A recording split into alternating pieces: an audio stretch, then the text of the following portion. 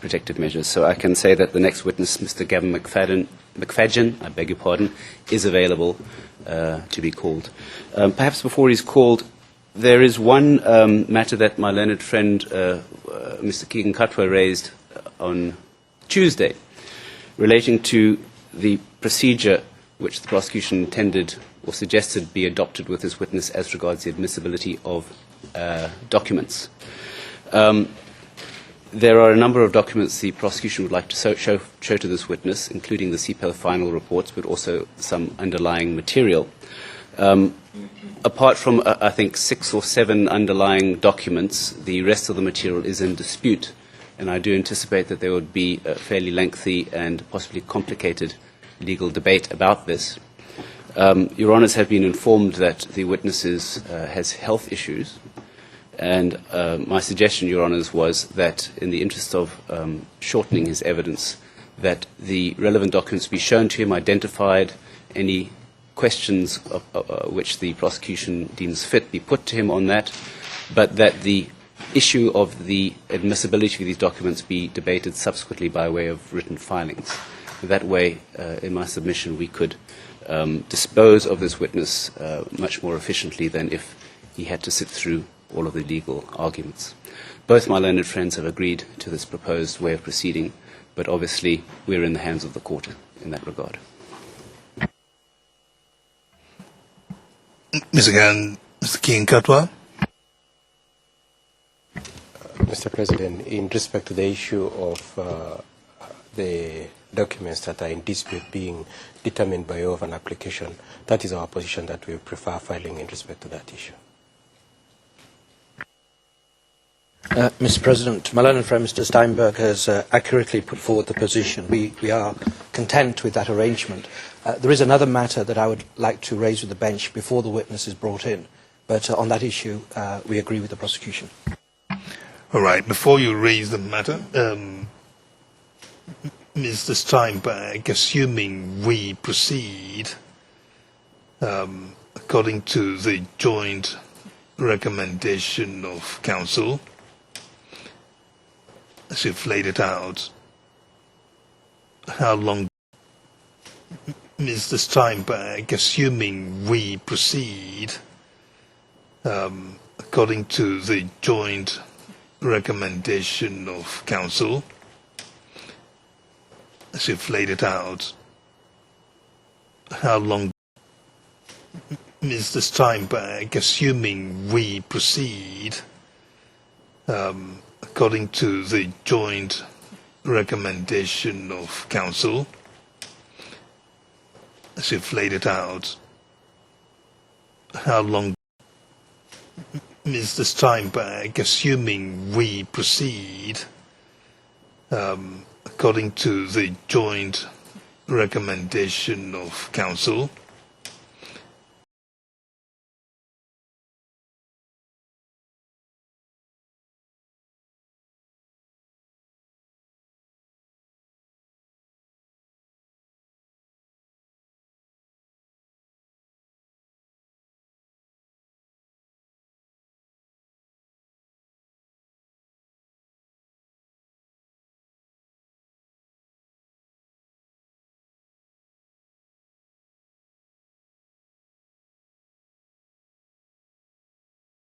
give us leave to start on Monday, will undertake to finish either by the end of Monday, but at the latest on Tuesday. And the reason for that is we have been, we say, significantly prejudiced by the way that the prosecution has handled this matter. Your Honours, we received yesterday a proofing note, and I won't say too much about it. Whether it's a proofing note or a new statement is another matter. Certainly for the first time, new matters are raised, for example, a reference to USAID, a reference to Mungiki's relationship to ODM, and of course that issue is subject to another filing. Your Honour, the witness also, for the first time, is asked questions about the process of WACI in the sense of witnesses' testimony being tested, and he says that as a police officer with many years' experience in questioning witnesses, he considers he has a reasonable nose for someone telling a yarn and is not often wrong. in his assessment of witnesses. And, Your Honours, after that, the prosecution, for the first time, because it's not done when the statement's taken, go through transcripts of evidence, not just Waki, the report that we thought he was going to speak about, but critical underlying evidence, and he purports to give credibility assessments in relation to that material. Now, Your Honours, we got a list of, we raised it before we broke from the last session, but we received on Friday, I believe, a list from the prosecution regarding portions that they would seek to tender through this witness. And we received yesterday for the first time the proofing note, in which the witness is taken through certain documents that were not put to him at the time the statement was taken. Your Honours, these are important matters. They raise legal issues. They also raise issues of preparation for the defence. And so we understand, my learned friend has said, that there may be some health concerns of the witness, that the proceedings may need breaks anyway. And what we're saying, and I can go in much more detail if necessary, but the number of it is we're saying that we'd ask, whenever the prosecution finish, on behalf of my learned friend and myself, it's a joint application, we'd be allowed to start only on Monday, so we can consider some of these transcripts and our approach to them, because he does purport in this proofing note not only to speak to specific transcripts and underlying material, but he purports to make credibility assessments. For example, certain individuals appeared credible and the like. Your Honour, also in light of that, I sent an email, or Ms Alagendra sent an email yesterday to the prosecution seeking further disclosure regarding two people named in the witness statement. And we've asked the prosecution whether or not those people have been interviewed by the prosecution at any stage, and whether or not the prosecution has any information that those individuals who appeared at Waki are telling untruths. So it's relevant to this new statement because the witness says he has a nose for credibility. It's individuals that are mentioned in his statement, and the defence wants to know if the prosecution also are saying now. But Mr. Ken, are you bound by any particular witness's ability to smell credibility, or more importantly, is the court bound by it? Your Honour, the court, of course, not only is not bound by it, we say evidence should not be led on it. But, Your Honour, because this goes beyond the scope of the original statement, because the statement, and if one looks even at the summary that the prosecution gave when they were seeking to call this witness, when the trial started. Right, let's do this. Your arguments are in support of your request that you not be compelled to start cross-examination earlier than Monday. Yes, Your Honour, and if we do, we undertake will be finished either by the end of Monday, but definitely by Tuesday. But in spite of the matters you have identified as problematic for you, there surely must be other areas that you can cross-examine upon earlier than Monday. Well, Your Honour, what we don't want to do, and that's the issue, one wants to view the landscape of cross-examination at the outset and know exactly what the defence approach is going to be. Now, we are hampered due to no fault of our own because the original statement really was formalistic. Waki was established, these were the general processes, and here is the report. That was the clear ambit of the original statement. At proofing, here in The Hague for the first time, new documents are shown to the witness for the first time that were not shown to the witness in the two previous interviews they had with the witness. That's point number one. And the second point is the underlying documents go well beyond the Waki report, but the underlying material upon which Waki was based. Now, Your Honours, we say we are, with respect, entitled to adequate time to prepare in light of that. It's not the fault of the Chamber, it's not the fault of the defence. The prosecution have chosen to conduct themselves in this matter. I'm not even at this moment aiming my fire at the proofing, because some of these issues, Your Honour's decision does allow the prosecution to go into matters of possible defence cross-examination. The concern here is this. The concern is, let's assume this happens in many trials. So witnesses understand and they start expanding their story beyond what might have been said in a 2 or 3 page statement. And often in criminal cases, statements are not long. Witnesses will take hours testifying. They would not be just testifying precisely out of a script of 2 pages. And if in the process of testifying, expansions are made to narratives that are substantive in themselves, you can see the difficulty it will cause if every time that happens, cross-examiner will say, court, you have to adjourn until we're ready to cross-examine on these things. There's certainly something can be done, and if there's any prejudice raised, will have to be argued or taken into account at the time, at the right time. Your Honour, of course I agree with that. It's one matter, though, for an issue to arise ex improviso, unanticipated in the course of examination. But this is an issue of fair notice to the defence. What's the purpose of a statement? The statement is there to give the defence a target as to the scope of examination. That's the purpose of it, otherwise it has no purpose at all. But here, despite 2 interviews, for the first time the witness has taken through documents that the prosecution are now seeking to tender for the first time, which include transcript evidence, and I leave Rule 68 aside for the time being. And the defence is given the witness's comments yesterday. And so all I'm saying, Your Honours, is that this is not a matter where it's 1 or 2 small issues. It appears that the thrust or the focus of the questioning has, if not changed, it's expanded quite significantly. And in the scheme of matters, the court schedule, of course, is there until the 16th. We say we're trying to accommodate the prosecution. We've said, in light of the witness's condition, we can argue admissibility by way of written motion. All we're asking, we think, is a very modest request, is that consideration be given, on behalf of Mr. Catwick-Keegan and myself, that the defence should be entitled to have the weekend to go over material that arises out of information given for the first time yesterday. All right, let's leave it there. Mr.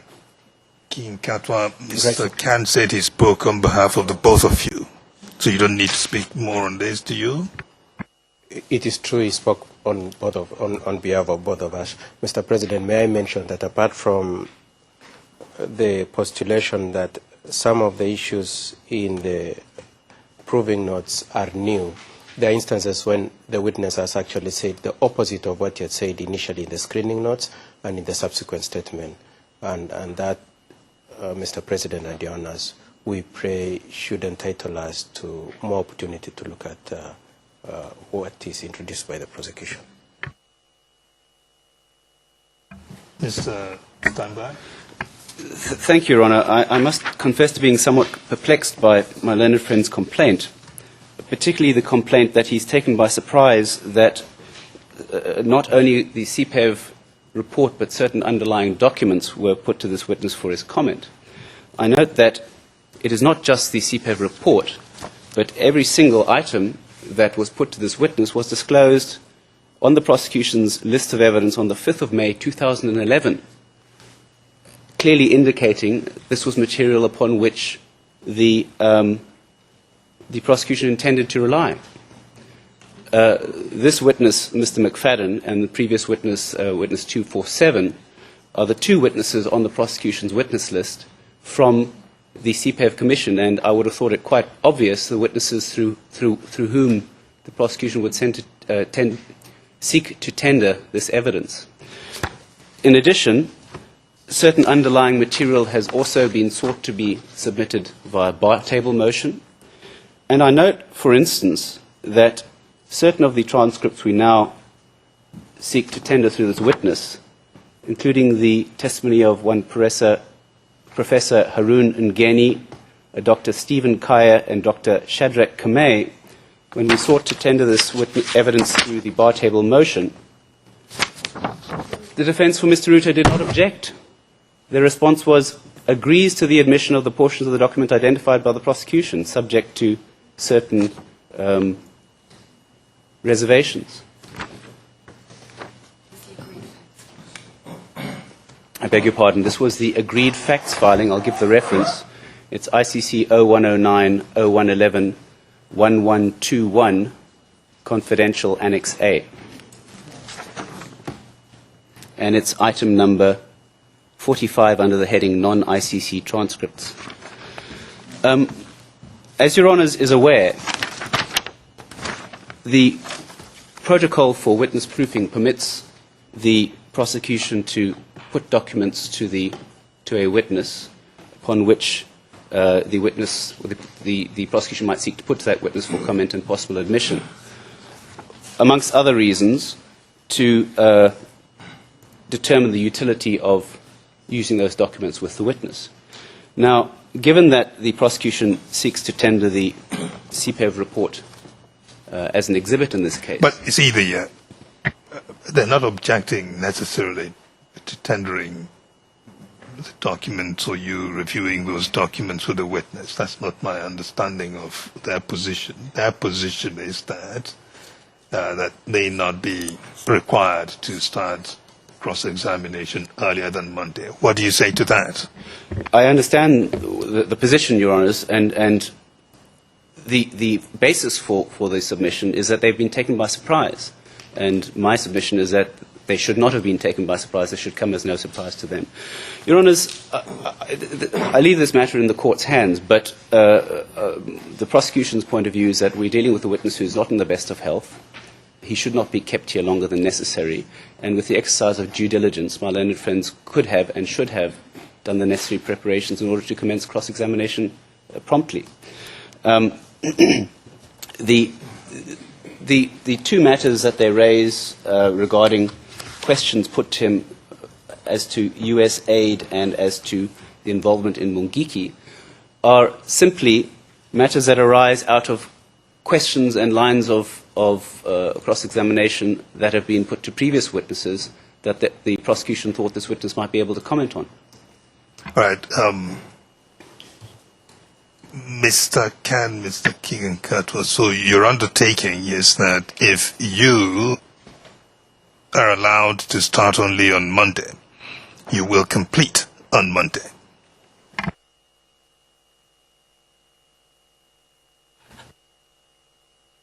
Sorry, Your Honours, we'll do our very best to finish the end of Monday, at the very most the first session on Tuesday, but we'll do our very best to finish at the end of Monday.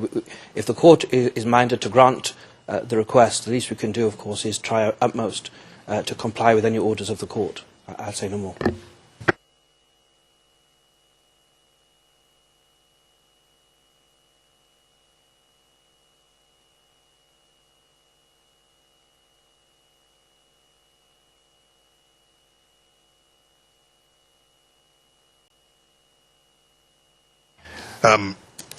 Mr.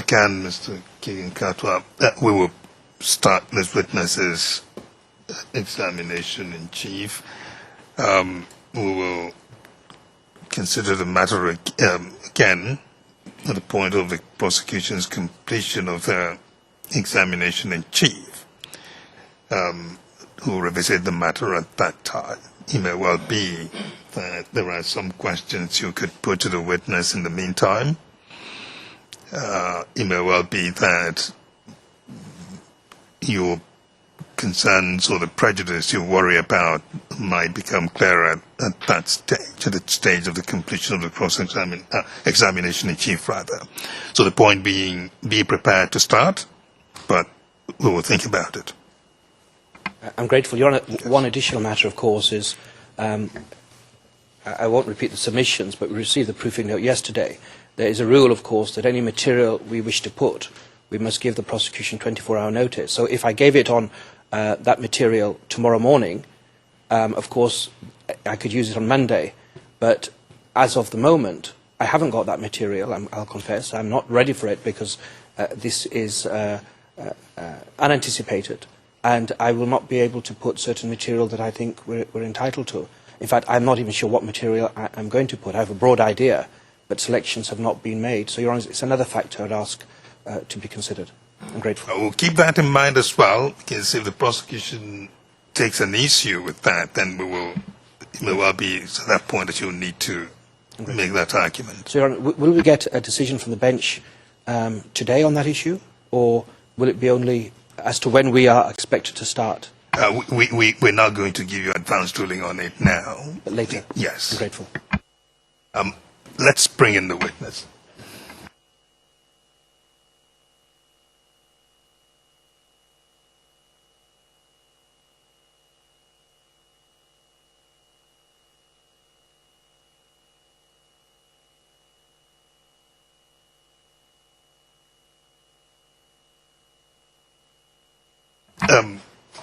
Mrs. Steinberg, you're going to take the witness? I am, Your Honour. Did you give the advisories under Rule 66(3) and 74(1)? I confirm that I have, Your Honour. Yes.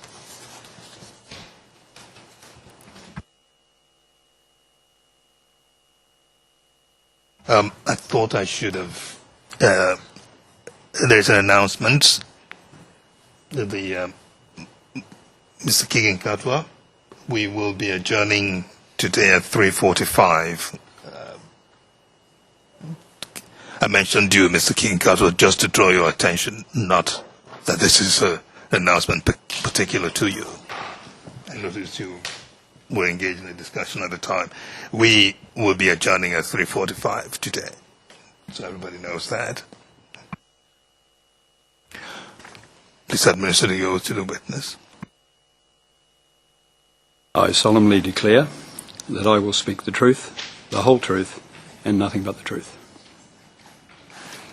Thank you very much, and witness, welcome to the court, to the ICC. Thank you.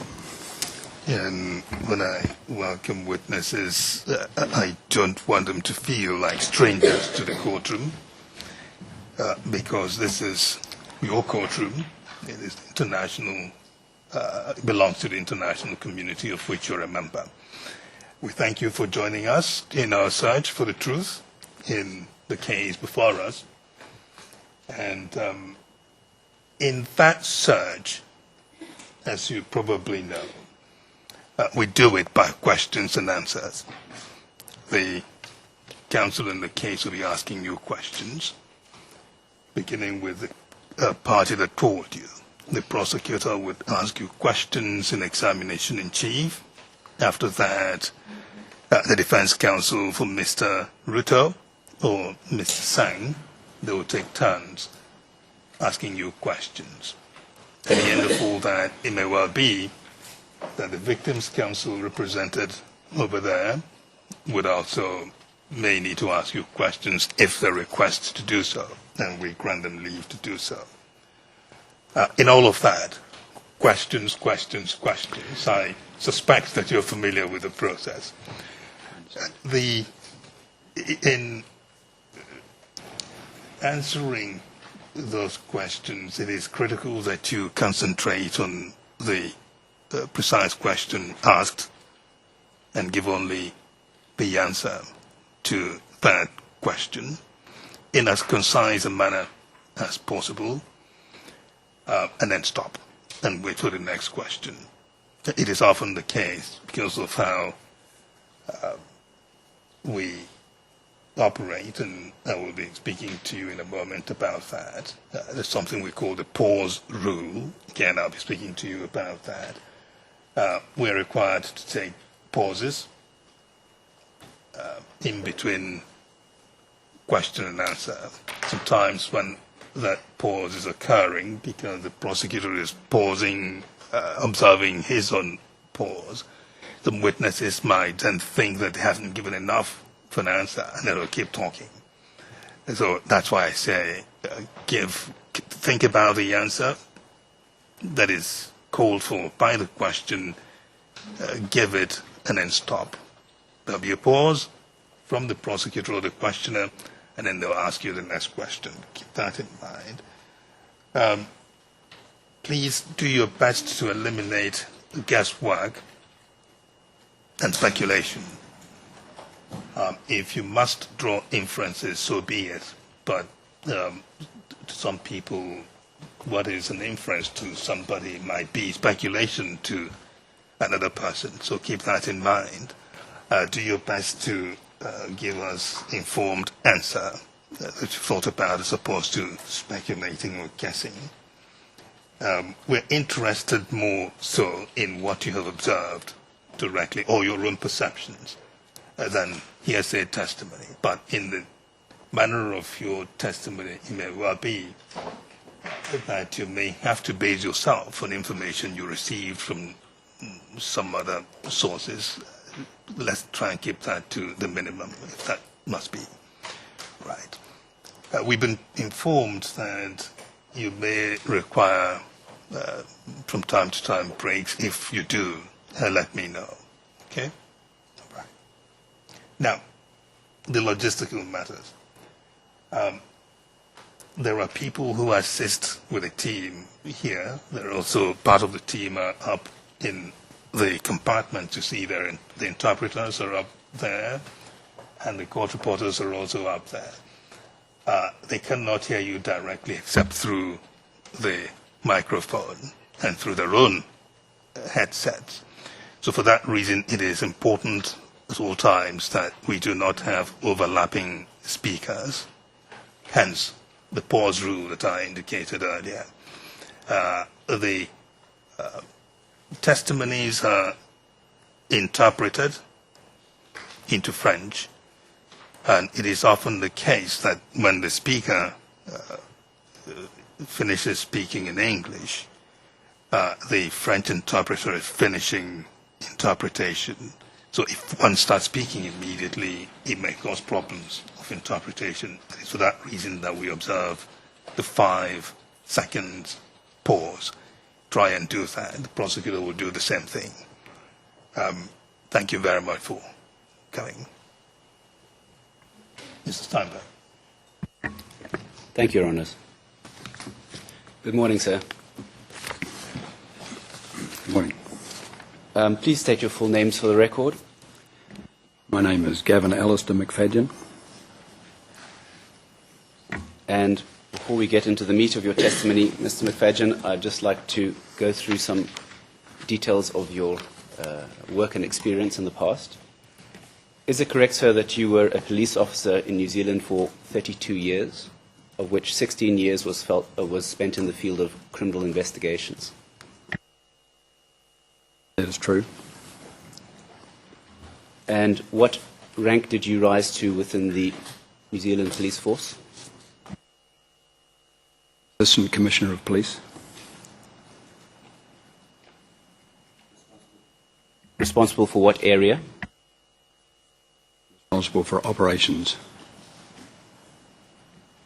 Is it also correct, sir, that in 2004 you participated in a panel appointed to review certain disputed elections in Papua New Guinea? Yes, that's right. And subsequent to that, you became the head of security for the New Zealand Rugby Union, correct? I worked with the New Zealand Rugby Union on a range of security matters. And finally, is it correct that in 2008 you were invited to participate in the Kenyan Commission of Inquiry into the Post-Election Violence, or CPEV, as one of the 3 commissioners? Yes, I was. And do you currently hold any position, work-wise?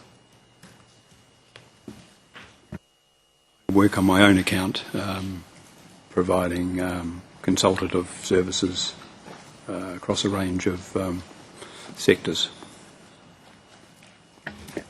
Thank you, sir. Can you please tell the Chamber how you came to be appointed as a commissioner at the CPEF Commission?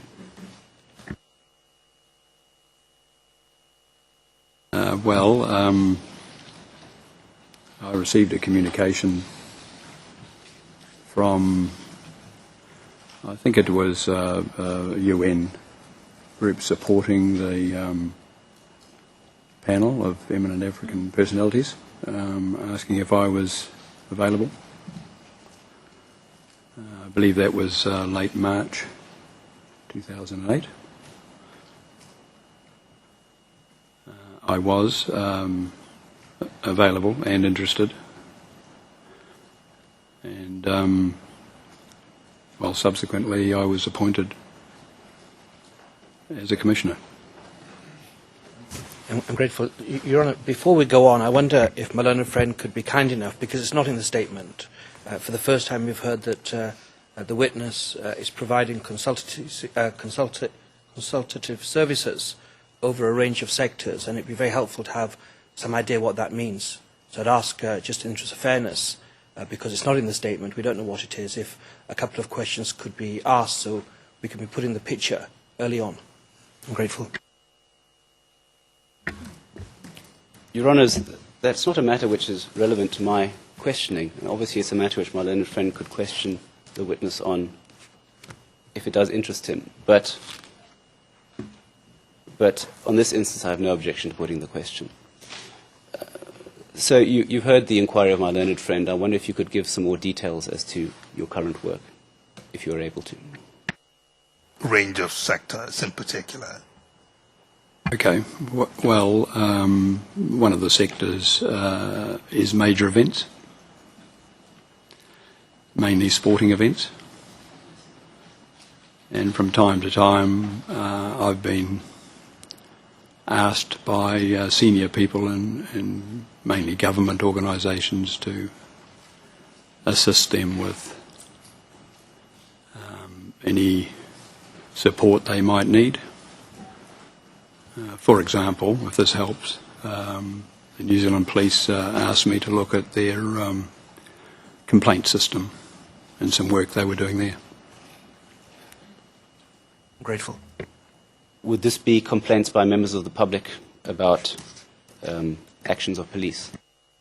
Yes, that's right. Very well. I'd like to show you certain documents that are not, I believe, in dispute relating to your appointment and the establishment of the CPEF Commission. And if I could ask you to look at the binders in front of you. The first binder, on the spine it's marked folder 1.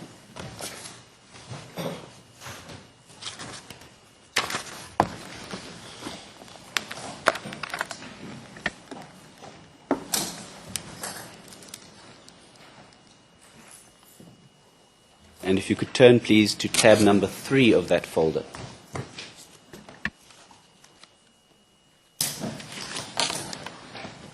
Monsieur Steinberg, pourriez-vous indiquer le numéro? Mr. Steinberg, please, could you give the ERN number, please? Certainly. The ERN number is KenOTP 00030406. My apologies.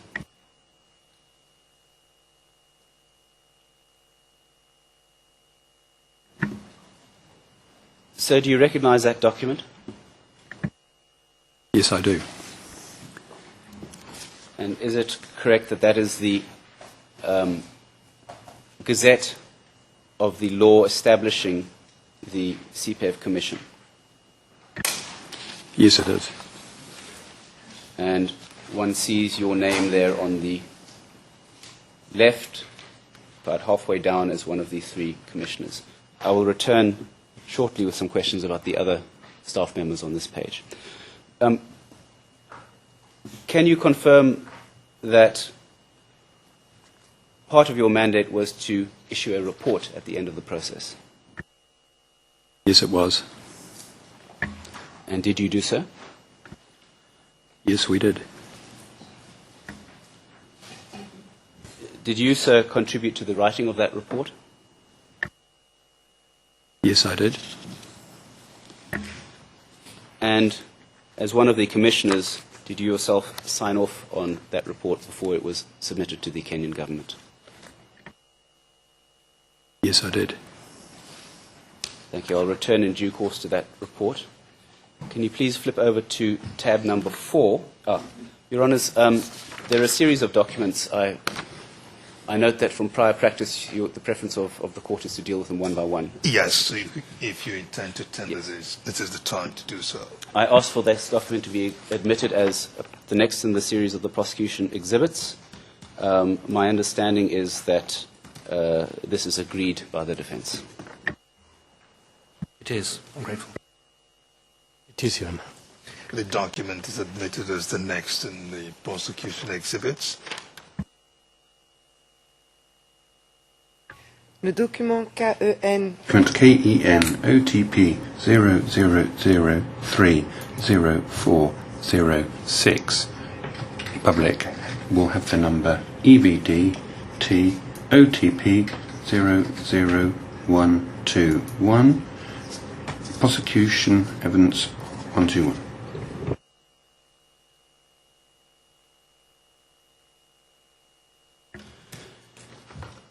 In fact, yes, let's proceed then to the next document. Can you please look at tab 4, document number KenOTP 00410770, and tell the court if you recognize that document and what it is.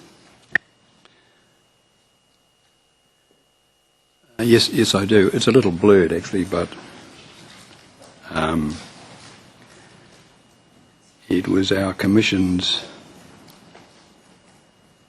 published rules and procedures. And who drew up these rules and procedures?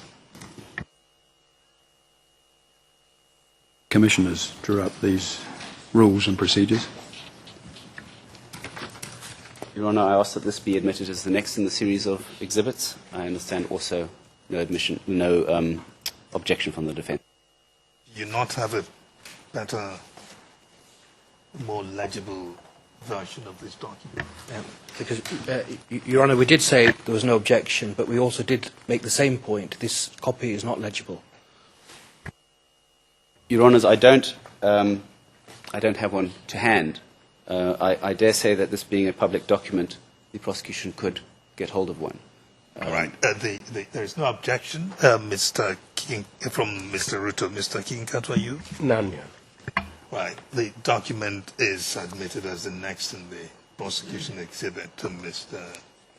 Steinberg will make efforts to obtain a more legible version.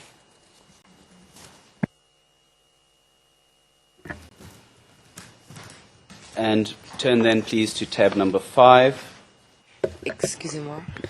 Excuse me, the document KEN-OTP 0041070, which is public, will have the number EBD-T-OTP 00122. Prosecution evidence 122. Thank you. Mr. Witness, the next document at tab 5, KenOTP 004107771. What is this document, sir?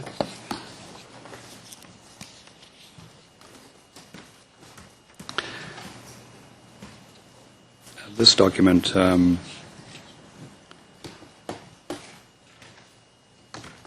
publishes an extension of term for the completion of the work of our commission. And at whose request was this extension granted? The commission requested the extension of the work of tab number 7, document KenOTP 00030414. Can you identify that document? Yes, this is a document that was written to support the request for an extension of time.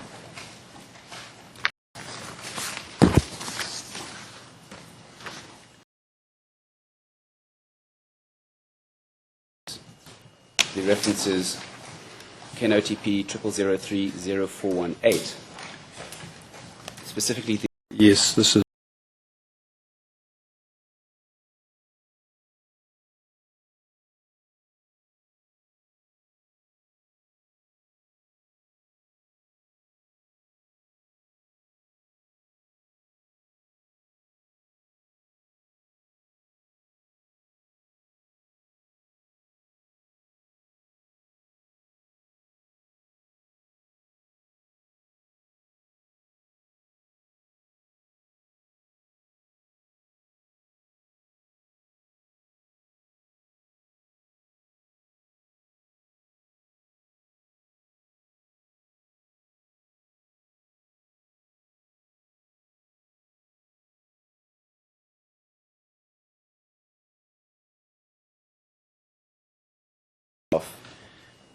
the first line reads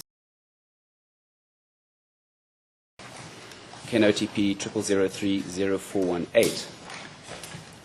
Specifically, the last paragraph. The first line reads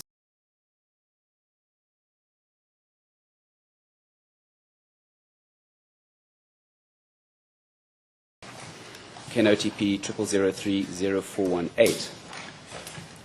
Specifically, the last paragraph. The first line reads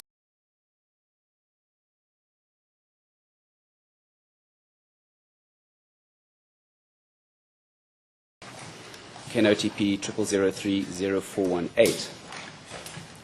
Specifically, the last paragraph. The first line reads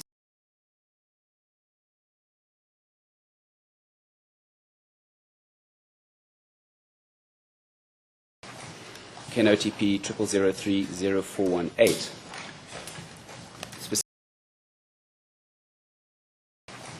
KenyaMOJA.com 00030418. Specifically, the last paragraph. The first line reads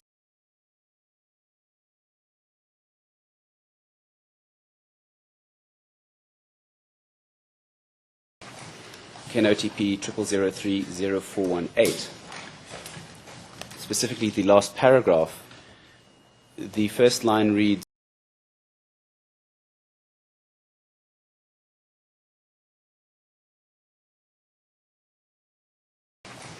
KenyaMOJA.com 00030418. Specifically, the last paragraph. The first line reads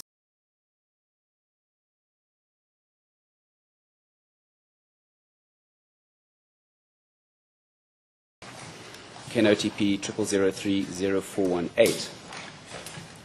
Specifically, the last paragraph. The KenyaMOJA.com 00030418.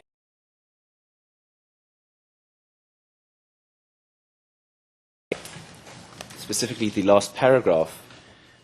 The first line reads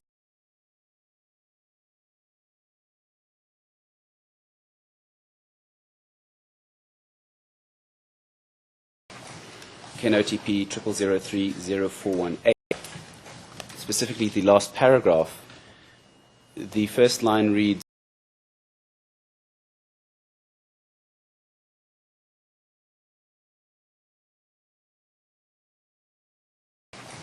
KenyaMOJA.com 00030418. Specifically, the last paragraph. The first line reads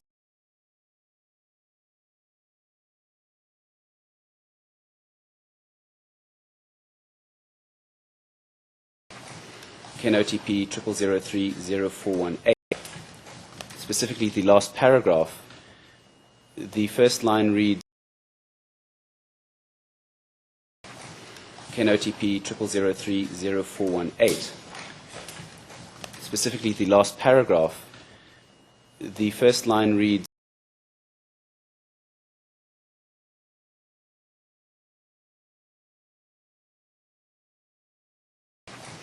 KenOTP 00030418.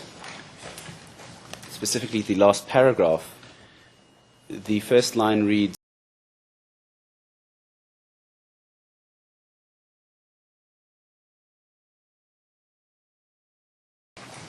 KenOTP 00030418. Specifically, the last paragraph. The first line reads,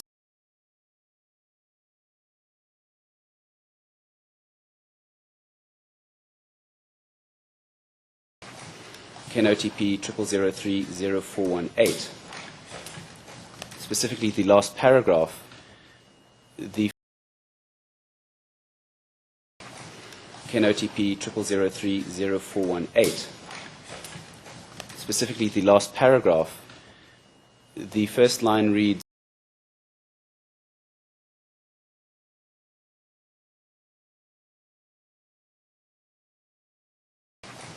KenOTP 00030418. Specifically, the last paragraph. The first line reads,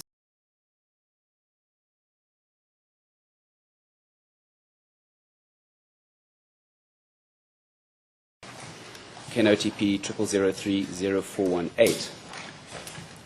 Specifically, the last paragraph. The first line reads,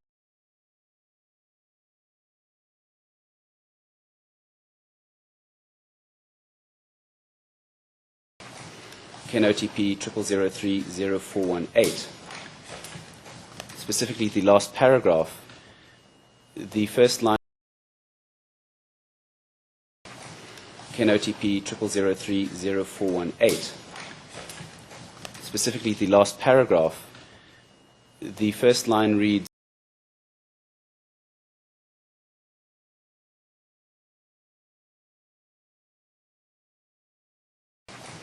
KenOTP 00030418. Specifically, the last paragraph. The first line reads,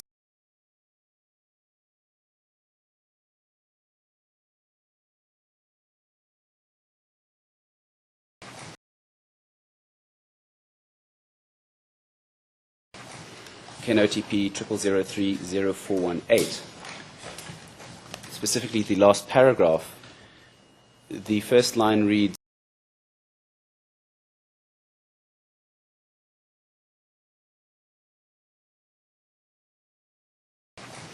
KenOTP 00030418.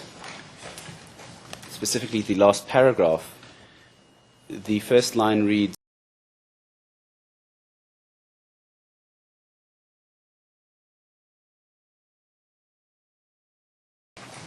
KenOTP 00030418. Specifically, the last paragraph. The first line reads,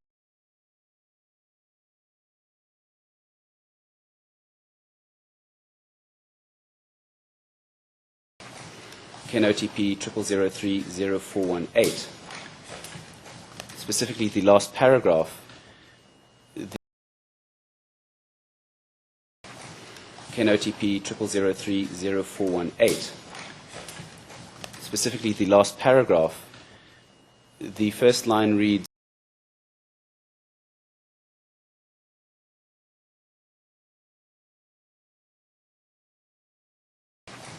KenOTP 00030418.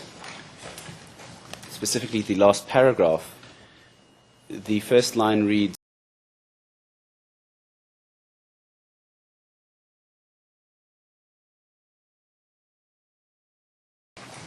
KenOTP 00030418. Specifically, the last document where there stands names and spaces for signature, headed signed on this day, 4th of March 2008. Do you have that? Are you able to confirm that these were the signatories to the agreement?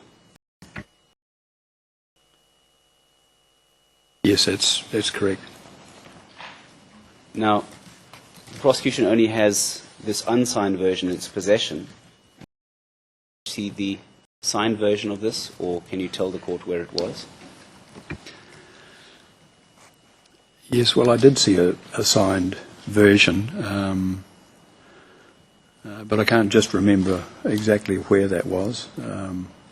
But I certainly did see a signed version, yes. Thank you, sir. Your Honours, the prosecution would then ask that this document also be admitted as the next in the series of exhibits, 0003, 0390. It's a public document. As I check my list, it seems that this is also not disputed. Any objection? Your Honour, I do object. These are under one tab, but they're different documents. And the witness has not been asked if the documents are complete, because it seems clear to us they're not complete. So Your Honour should be wary to admit documents that are incomplete, not just because of the absence of the signature on 0398, but Your Honour, the rest of it also is incomplete. So questions should be laid, asking the witness, is this the complete entirety of both of both documents, the Commission of Inquiry on Post-Election Violence, that purports to finish on page 2, which is ERN 0391. Is there not another page or pages after 0391? Of both documents, the Commission of Inquiry on Post-Election Violence.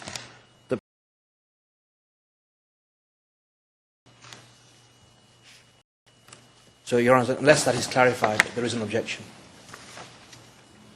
Mr. Steinberg? Your Honours, well, firstly, may I just confirm that the portions that the prosecution is interested in is first 2 pages and the signature page.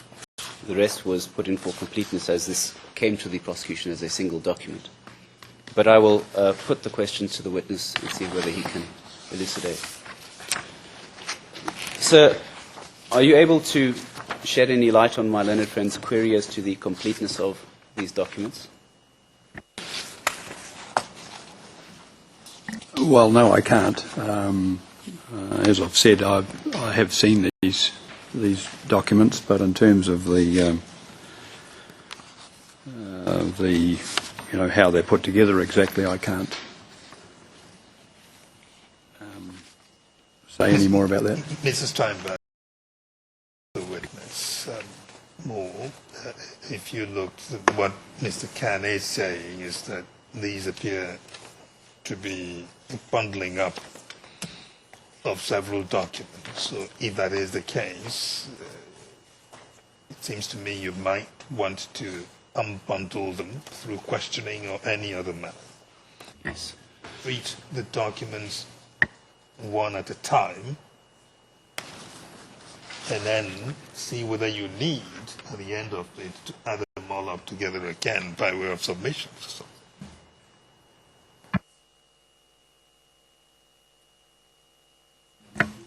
Yes, I will attempt to do so, Your Honours. As I've stated, for present purposes, I'm really only interested in the first document and the signature page. But let's start one by one. Your Honour, can I help? The signature page to what? Mr. Khan, yes? Your Honour, just to help, perhaps to help my friend. For present purposes, I'm really only interested in the first document and the signature page. But let's start one by one. Which ends 0398 is a separate signature page for a separate document. So in the end, these were not signed signature page for one documents with 2 separate signature pages. That may. Mr. Steinberg, do you have difficulty accepting that suggestion? Not at all, Your Honours. Okay. Why don't you proceed in that way? Thank you. So please look then at the first 2 pages entitled Commission of Inquiry on Post-Election Violence and then numbered pages 1 and 2. Do you know whether there were any other pages to this document, including a signature page? Well, no, my recollection is that there was no signature page purporting, just relating to that 2 pages. It's my recollection. And the document headed Kenya National Dialogue and Reconciliation at year end 0392. Were there any further documents or pages, as far as your recollection goes, under that heading?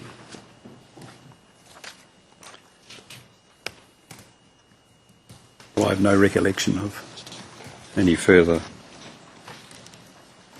pages. Turning over to the following document at 0393 and 0394, headed Truth, Justice and Reconciliation Commission, I note that the second page ends halfway down the page. Were there any further pages of that document that you're aware of? Well, I don't recall. And finally, the document headed Independent Review Committee at 0395 to 0397. Again, seems to end halfway down a page. Were you aware that if there were any further pages to that document? No, I'm not aware. At 0395 to 0397, again, seems to end. I only recall one signature page for a group of documents. Court will bear with me, please.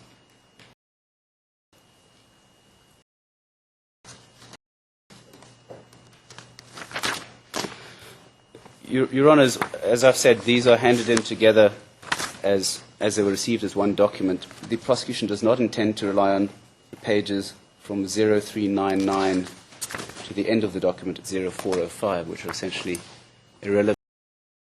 The defence are welcome to ask any questions on that. So, with that further clarification, then the prosecution asks for the admission of this document from the ERN range 00030390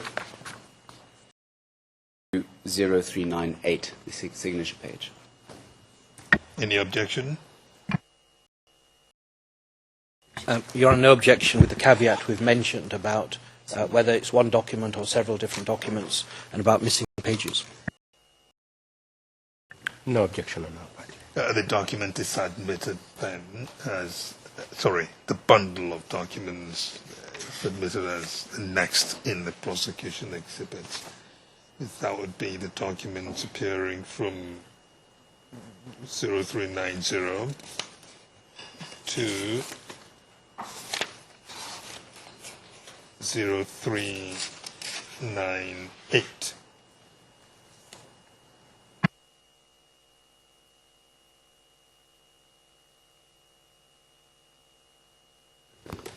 Court Officer, document KenyaMOJA.com 00030390 up to page 0398 will be given the number EVD T OTP 00125, otherwise known as Prosecution Exhibit 125, and the document is a public document. Thank you, Your Honours. 125, otherwise known as Prosecution Exhibit 125, and the document. Ask one or two questions of the CPEF Commission. Subsequently, I'll be dealing with issues relating to the functioning of the Commission. Mandate, sir. Well, our mandate was clearly set out in the Gazette reference, articulating what we were expected to do and how we were expected to do it. You referred to the Gazette at 06, tab 3, correct? Yes. And was there any time limit on the execution of this mandate? Yes, there was.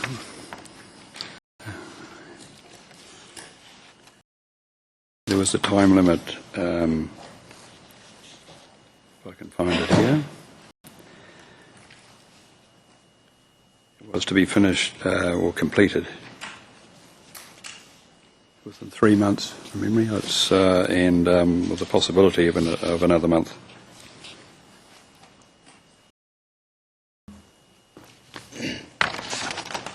And I'll come back to that and to the your request for an extension. Now, the persons mentioned in that same document, the commissioners, are named as Judge of Appeal Philip Waki, yourself, Kambale. How are these persons selected, do you know, to be commissioners of this CPEF commission? Well, I don't know specifically why it was that they were selected, other than a similar process to my own, I guess.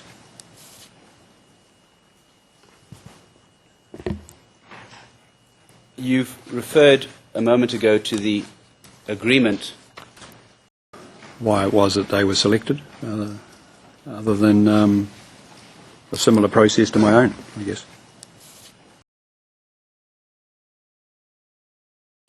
In relation to the senior officials of the Commission.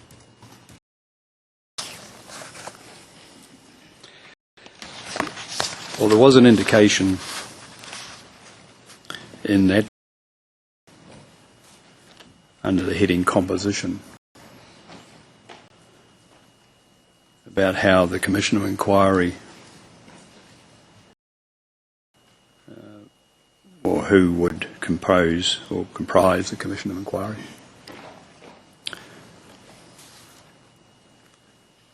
You're referring which to page, document now? it's ERN 0391, which is the second page of the document at tab 8, in the middle of the page.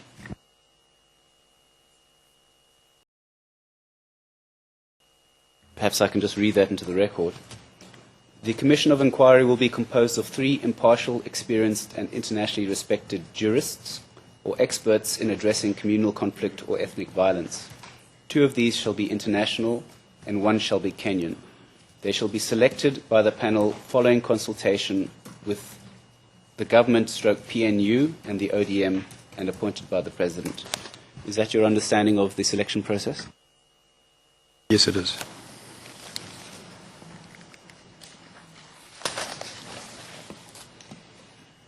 I note at the bottom of the previous page there's also a paragraph headed National Cooperation, which specifies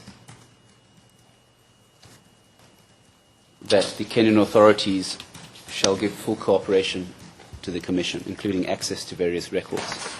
Did you receive such cooperation? Yes, we received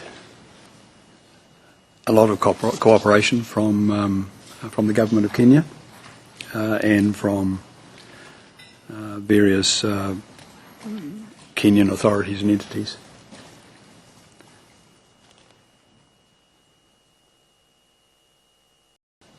A lot of cooperation from the Government of Kenya and from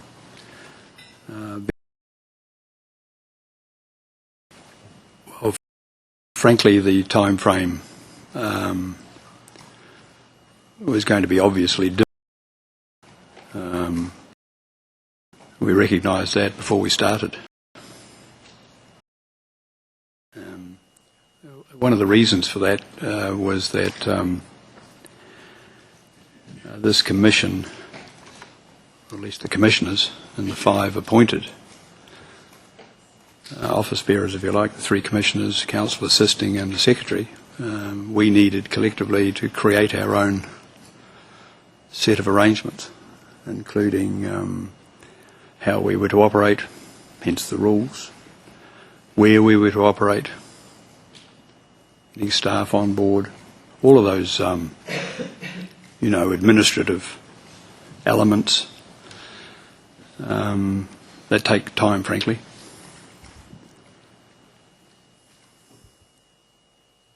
And you've already told us that you were granted an extension of 30 days. You asked for an extension of 60 days and were granted an extension of 30 days. Were any further extensions granted? Yes, there was. We sought a further extension to assist in the time to write the report at the conclusion of our investigations. And how much time were you granted? We were granted 2 weeks. And if I can complete this series of documents, if you can turn to tab 6 of the bundle, ERN 00410772. And is it correct that that represents the 2-week extension of time to write the report?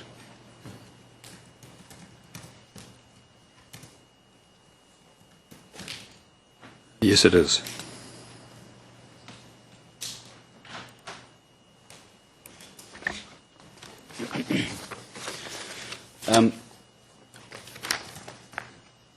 Given these extensions, can you comment on... Before the question, is this document already on the record? I beg your pardon, no, I omitted.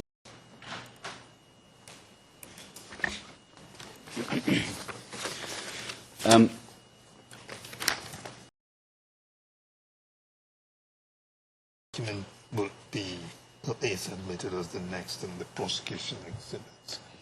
And again, this time back, we look for a more legible copy. Your Honor.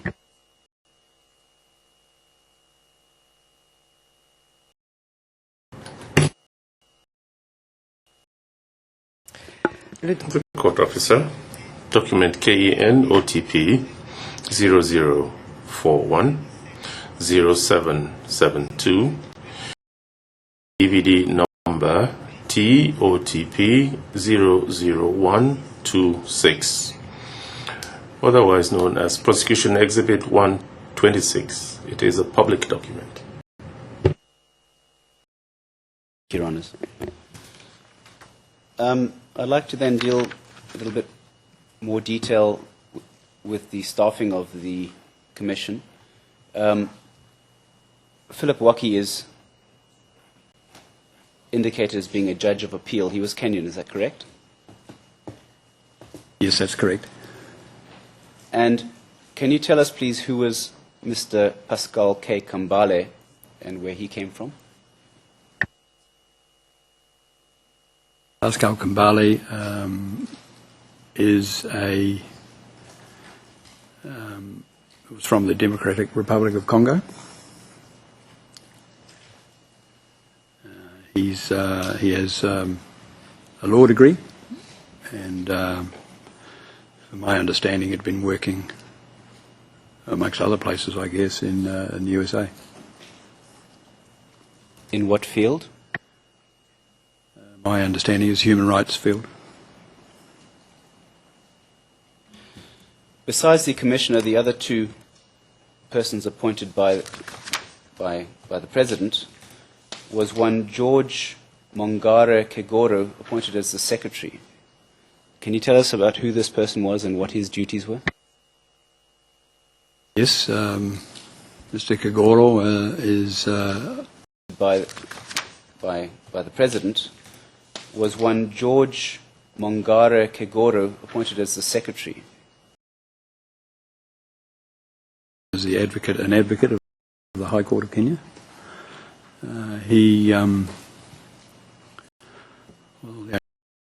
says that he was appointed as Secretary, a role he'd had before with other commissions of inquiry, or at least one.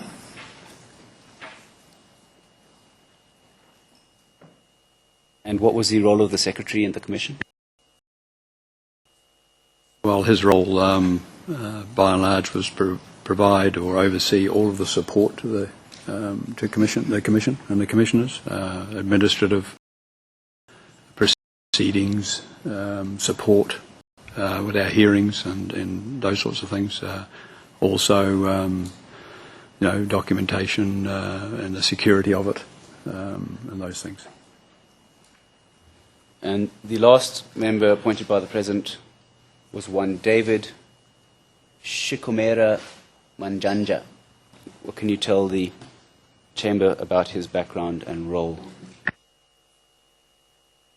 Mr. Manjanja was also an advocate of the High Court of Kenya.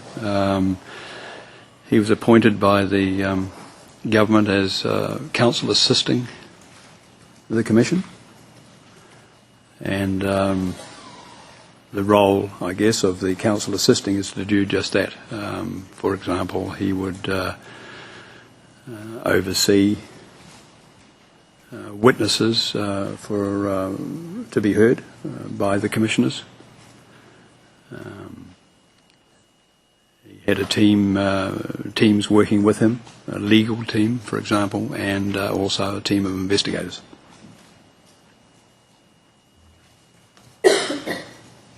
And according to your understanding, were these two additional people also appointed by agreement? For example, and also a team of investigators.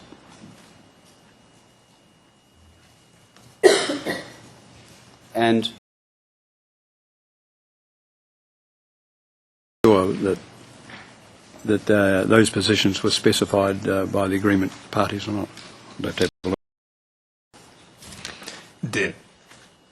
Did counsel to the Commission also participate actively during the proceedings in questioning witnesses? Yes, that's right, Your Honour. I will, Your Honour, be returning to the issue of the actual hearings and the manner they were conducted in due course.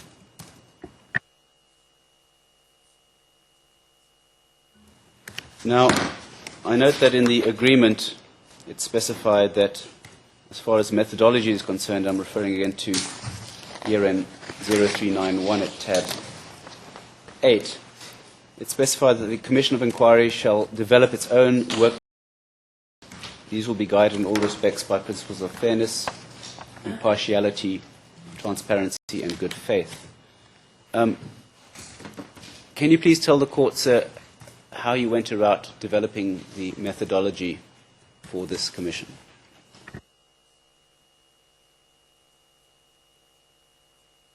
Well, once the three commissioners, counsel assisting and the secretary were sworn in, early June, I believe, 2008, we worked together to determine just these points, how we would work, what our plan would be, our approach, I guess, and the procedures that we needed to put together to make it all work.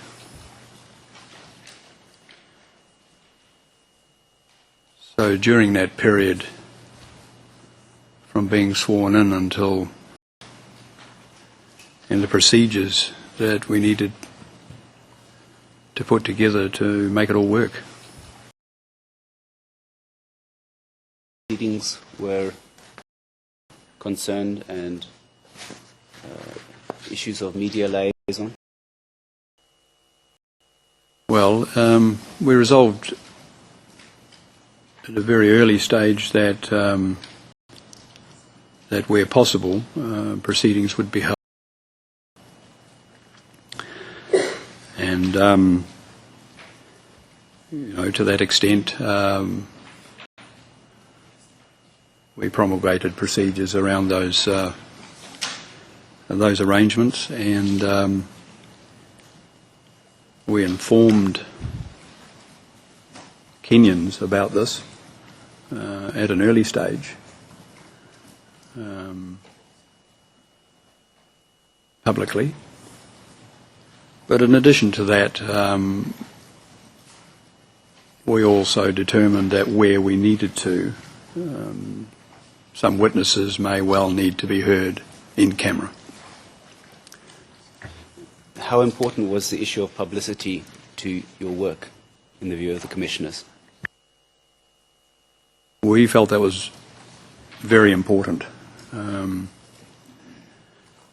This was an important decision that the parties had made to create the commission, and we felt it critical, actually, to hold as much of our work in an open way as we could. So, of course, many of the proceedings were just that. Members of the public were advised when hearings would take place, invited to attend. All of the open hearings were reported extensively by media. The public were advised when hearings would take place, invited to attend.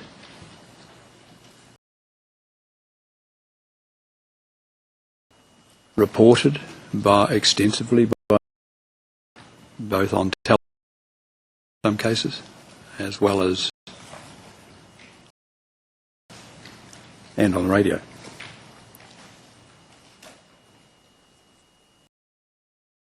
How important was the issue of impartiality by the commissioners? Well, impartiality is a fundamental aspect of our commission. It should be of any commission, actually. So aspects around fairness and openness we discussed at an early stage, and how we might ensure that impartiality and even-handedness, I would say. And how did you go about that? Well, of course, the five of us swore an oath, as I say, in early June, to discharge our duties in that way. And it was pretty clear to us that was important. But, of course, we employed a number of people to work with us, and it was made clear to each and every one of them how important the Commission was to Kenya, how important their behaviour was when they worked with us, and to respect confidentiality and our even-handed approach to our work. And in fact, we created an oath that was administered by Judge Waki to respect confidentiality and our even-handed approach to our work. And we will take our morning break now. We'll come back in 30 minutes. The court will rise. All rise. We will wait.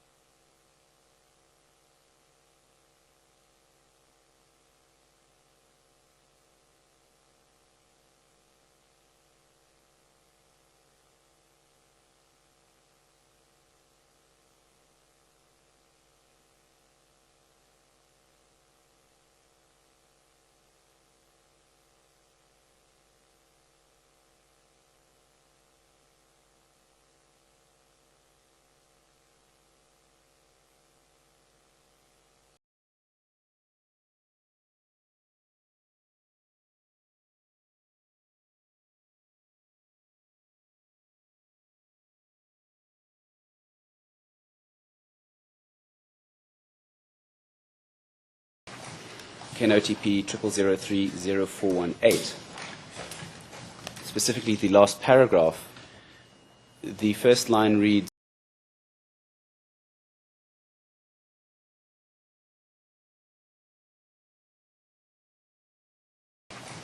KenOTP 00030418.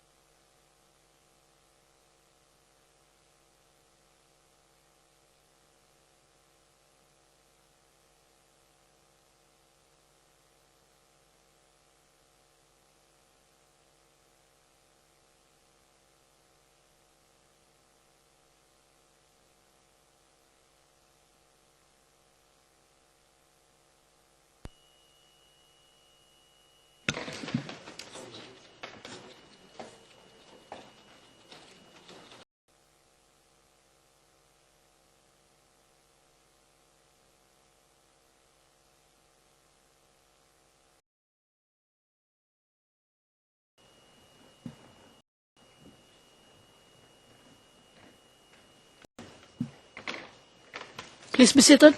Witness is one. Thank you very much, witness. Mr. Steinberg, please proceed. Thank you, Your Honours. Ms. McFadden, before the break, you were telling the court about the recruitment of staff and about procedures that were put in place to ensure the impartiality of staff. In that regard, can I ask you to turn to tab 10 of your bundle? I mean, ensure the impartiality of staff. That's what I said, but I see it's been recorded as impartiality of staff. Tab 10 of the bundle, please, if you have your glasses with you. And the ERN is, again, very small, 00410773.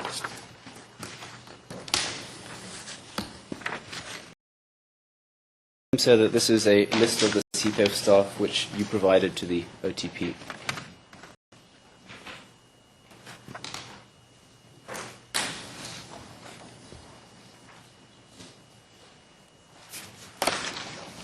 Monsieur Steinberg, pourriez-vous... Mr. Steinberg, could you confirm the level of confidentiality, please? Well, perhaps I can ask you this. I understand that the composition of CPEV is a matter of public record. Is that correct? It may be prudent. Let's leave this one inside. Yes. Very well. Confidential then for the time being. Yes, it depicts the CPEV Secretariat staff as the list. Very well. Confidential then for the time being. Yes, it depicts the...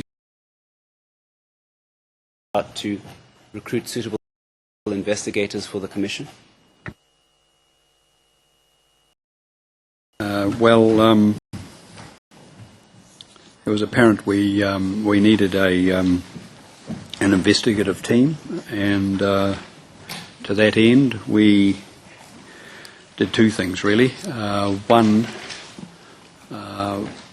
we sought from internationals because we felt that international expertise would be necessary to support our investigation team, or in fact lead it. And in addition, obviously, we sought to recruit from Kenyans to comprise our investigative team.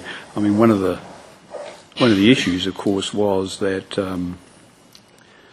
we didn't want to have seconded or recruited, for example, from the security forces from Kenya, because, of course, one of the mandates for our commission was to investigate the acts and omissions of security agencies. And who did you then select as your head of investigations?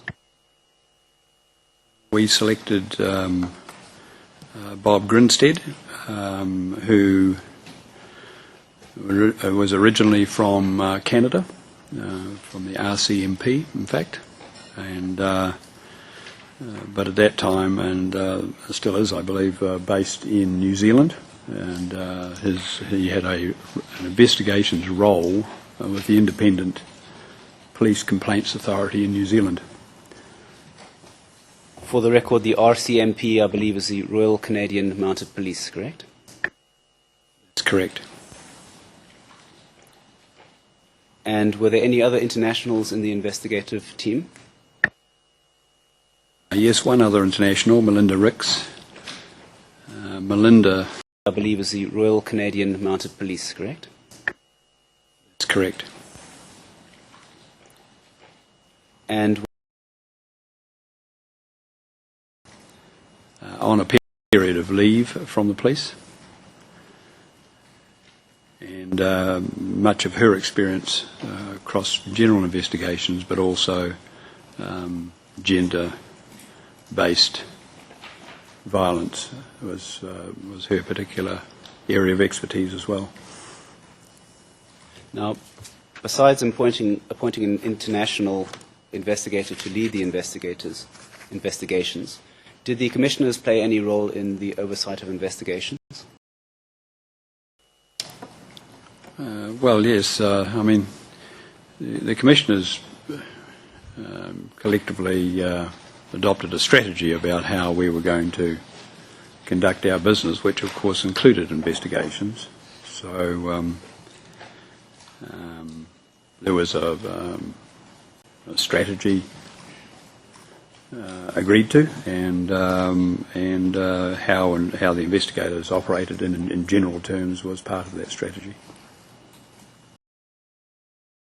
And as part of developing the investigation strategy, was any plan prepared? Yes, there was. We asked, in fact, Bob Grinstead to prepare a plan, and he did so. Prior to commencing the investigations proper, what information, if any, did the Commission seek to inform itself of the background to this inquiry? Well, there were a number of pathways for us. Clearly, one was to look at material that had been gathered and produced by organisations during and post the post-election violence. A number of documents were available, media reports, for example, as well, been gathered and produced by organisations during and post the post-election.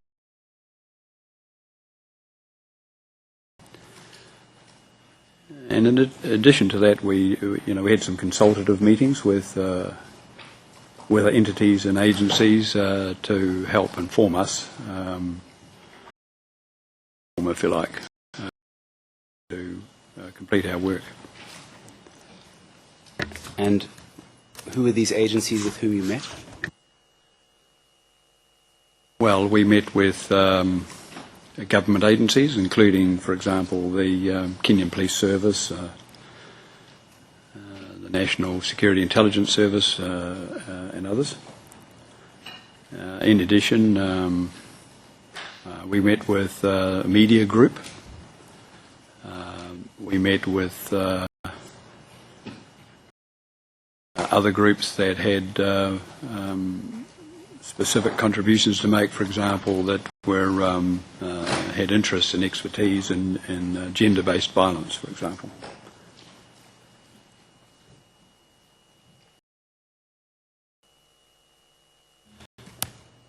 How then did the Commission go about collecting its evidence? Well, there were a number of ways. The most obvious one was to hold public hearings to hear from witnesses on oath. And many, if not all of those witnesses, provided statements, reports in some cases, testimony obviously. In addition to that, our investigators spoke to people. They took statements from a large number of Kenyans, and there was, of course, other documentation to people. They took statements from a large number of Kenyans. I guess starting with with witness one, for example. That first witness was a senior member of, or was the Commissioner, in fact, of Police. He and other heads of organisations were requested to provide evidence to come before the Commission in public. and most of those witnesses provided not only testimony but also other exhibits to support their role. But there were other our investigators interviewed individuals and testified before us as well. And in yet other cases, witnesses were sourced by, in some cases, legal representatives, and in other cases, NGOs. With respect to witnesses who were sourced by outside sources such as NGOs and legal representatives, and I'll return to the issue of legal representatives shortly, what part did your staff play in the collection of or the taking of their statements?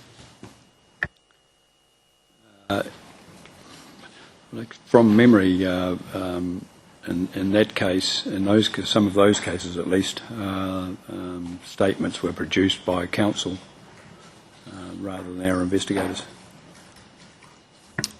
Which counsel are you referring to? Well, the counsel who were sourced the witnesses in the first place.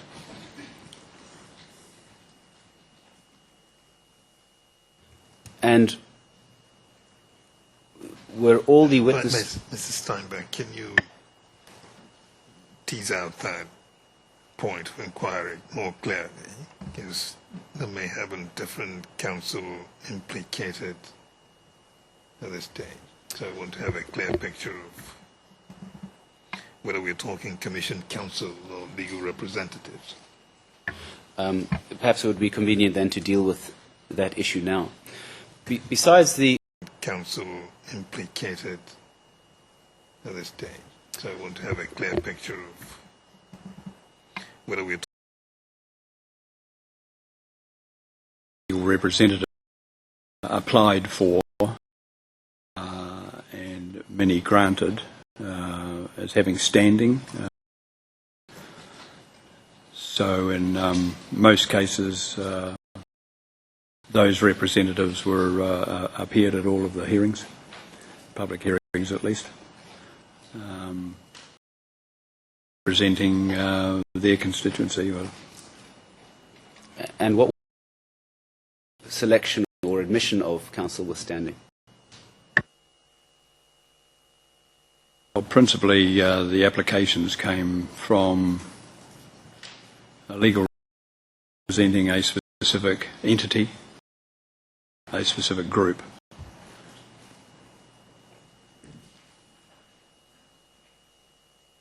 Chamber, bear with me for 1 minute, please.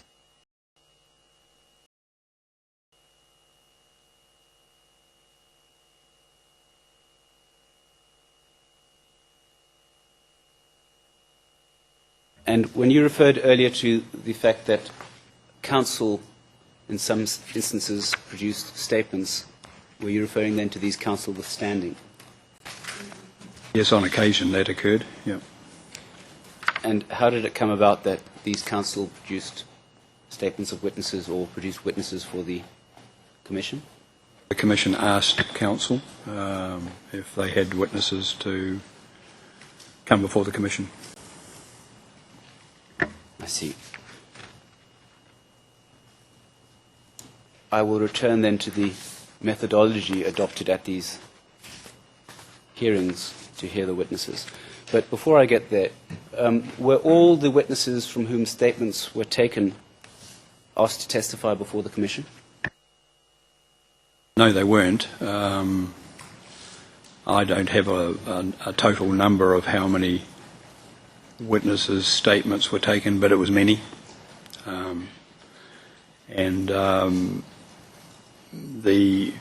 Our Commission heard from weren't.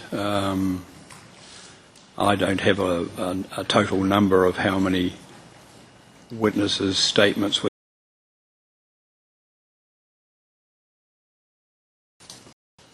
of witnesses from whom testimony would be heard orally. Well, the testimony mandate, and in addition, many witnesses gave similar evidence, or at least similar information to our investigators. So constraints that the Commission had to hear witnesses. Decisions were taken around the representation of witnesses to provide evidence. You used the passive. Who took that decision? Counsel assisting as was the key determiner of who provided or who was available to provide evidence. But in saying that, he also provided a list, and from time to time the commissioners ourselves would look and see that some would be providing perhaps similar evidence and may not be required. Besides the witnesses who testified before the Commission, did the Commissioners have access to the statements of those who had not been called to testify? Yes, we did. And are you aware whether the head of investigations, Mr. Grinstead, had any input into the selection of these witnesses? Well, as part of the overall mandate, Mr. Grinstead would have assisted in that process and providing counsel assisting with statements of who said what, relevant to our mandate in the area that we were hearing witnesses. Just on the issue of the witnesses that were heard in oral hearings, could I ask you to turn, please, to tab 9 of your bundle? Who said what, relevant to our mandate in the area that we were hearing witnesses.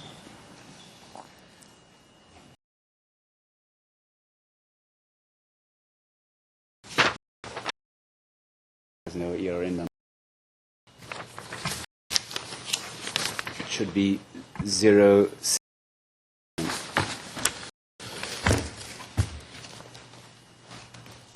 Can you confirm, sir, this is a document you provided? Now, before you confirm, is this confidential or public? Your Honours, I believe this is public. The names that appear on this document are only the names of persons who have testified in public hearings. The who testified in confidential hearings are simply referred to by a number, CW, and then a number. Unless the witness indicates any reason why confidentiality is required, I don't believe it is. Can you add anything to that, sir?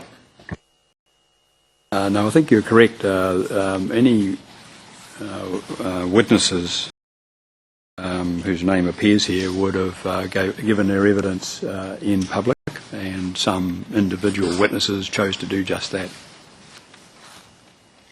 And the only personal information which appears here is the name of the witness, the organisation or government body represented, and the titles of any documents they might have handed in as exhibits. I don't see the need for secrecy. May I proceed? May I proceed?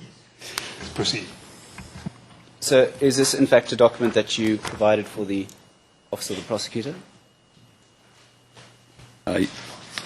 Yes, it's a list of the witnesses and exhibits at our proceedings. And you confirm the correctness thereof? Well, yes. Your Honours, may this be entered then as the next in the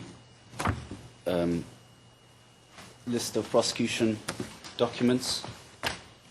And I can just consult my list briefly.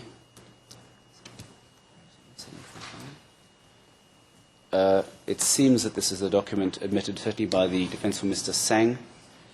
I'm not sure of the status of Mr. Ruto's offence.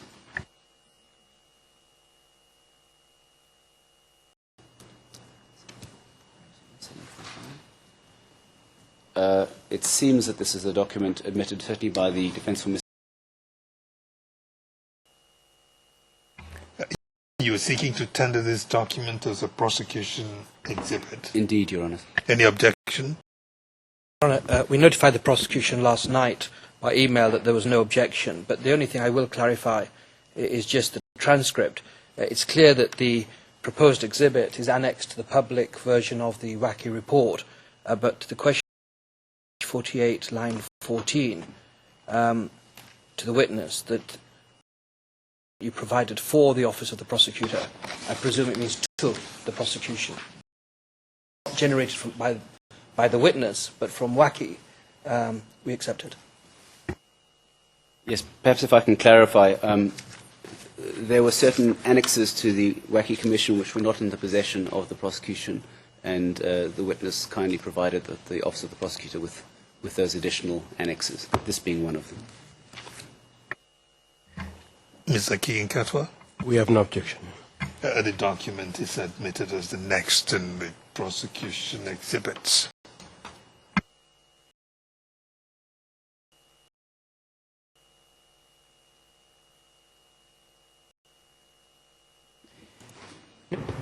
Document KENOTP 00410745 will have the number OTP 007, Prosecution Exhibit 127. The document is public.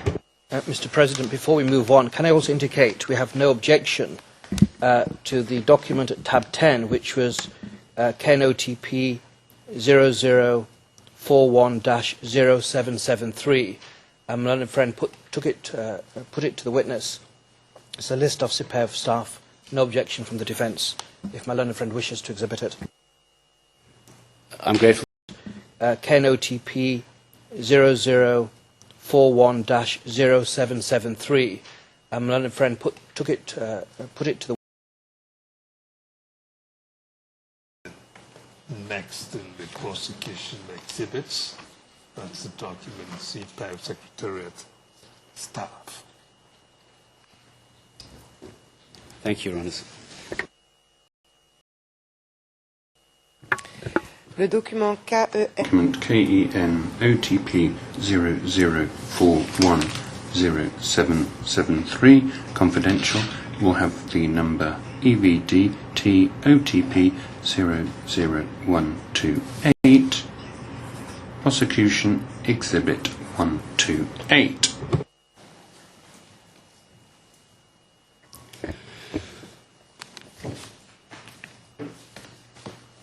Now, we were dealing with the sources of evidence and witnesses.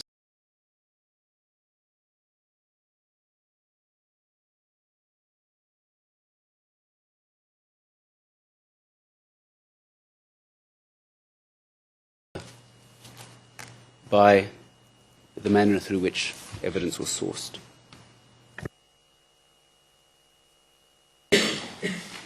Well, I don't believe so. I mean,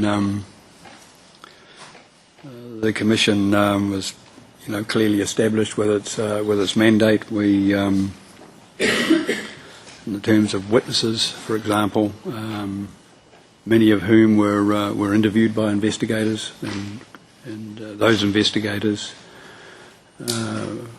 said to those witnesses about how important telling the truth in their statements would be. A common way of taking statements. Witnesses were sworn on oath to tell the truth when they came before the Commission. And of course, those that did come before the Commission were subjected to questioning. And the questions variously came from any one or all three of the Commissioners, counsel assisting, and in many cases, counsel was standing.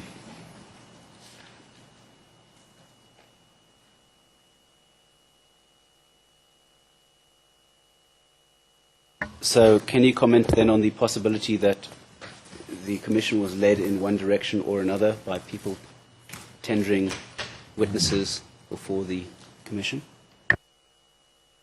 I would find that would be most unlikely. Can't quite comprehend how or which direction anybody would be talking about, or in fact just how that might happen. There were obviously conflicting views between witnesses about things, but then that's the nature of these sorts of commissions of inquiry. Now, as part of your mandate, or did you see it as part of your mandate for the Commission to determine the individual responsibility of any person behind this violence?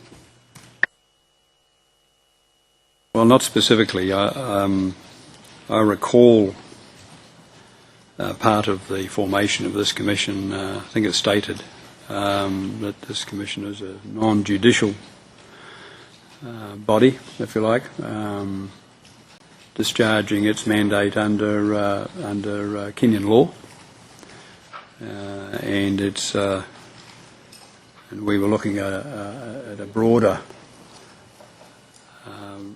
range of options as dictated by our mandate, rather than to find the guilt or innocence of any individual, frankly.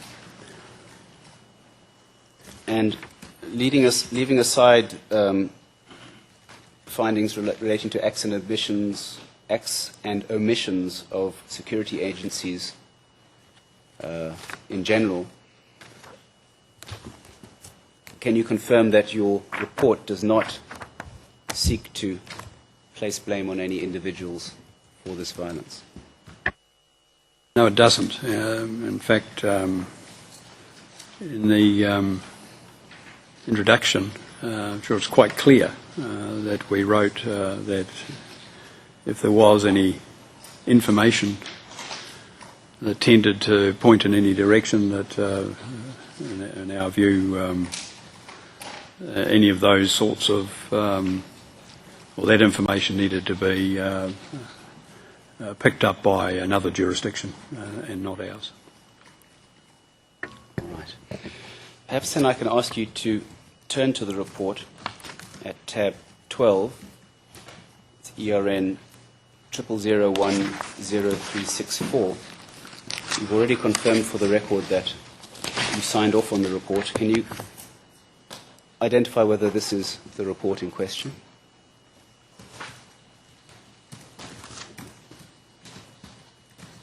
It's a large report, but from the start of the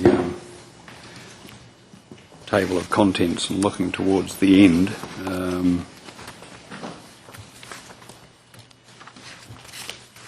it would certainly appear to be our report or a copy of it. And can you confirm that you also had an opportunity to peruse through it, albeit perhaps not read in detail, but peruse the report during the witness preparation session earlier this week? Yes, that's right.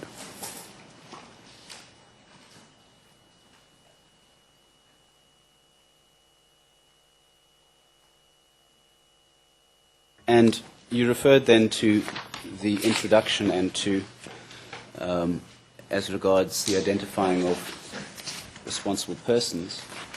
Can I perhaps ask you to turn to page 15 of the report at ERN 0389.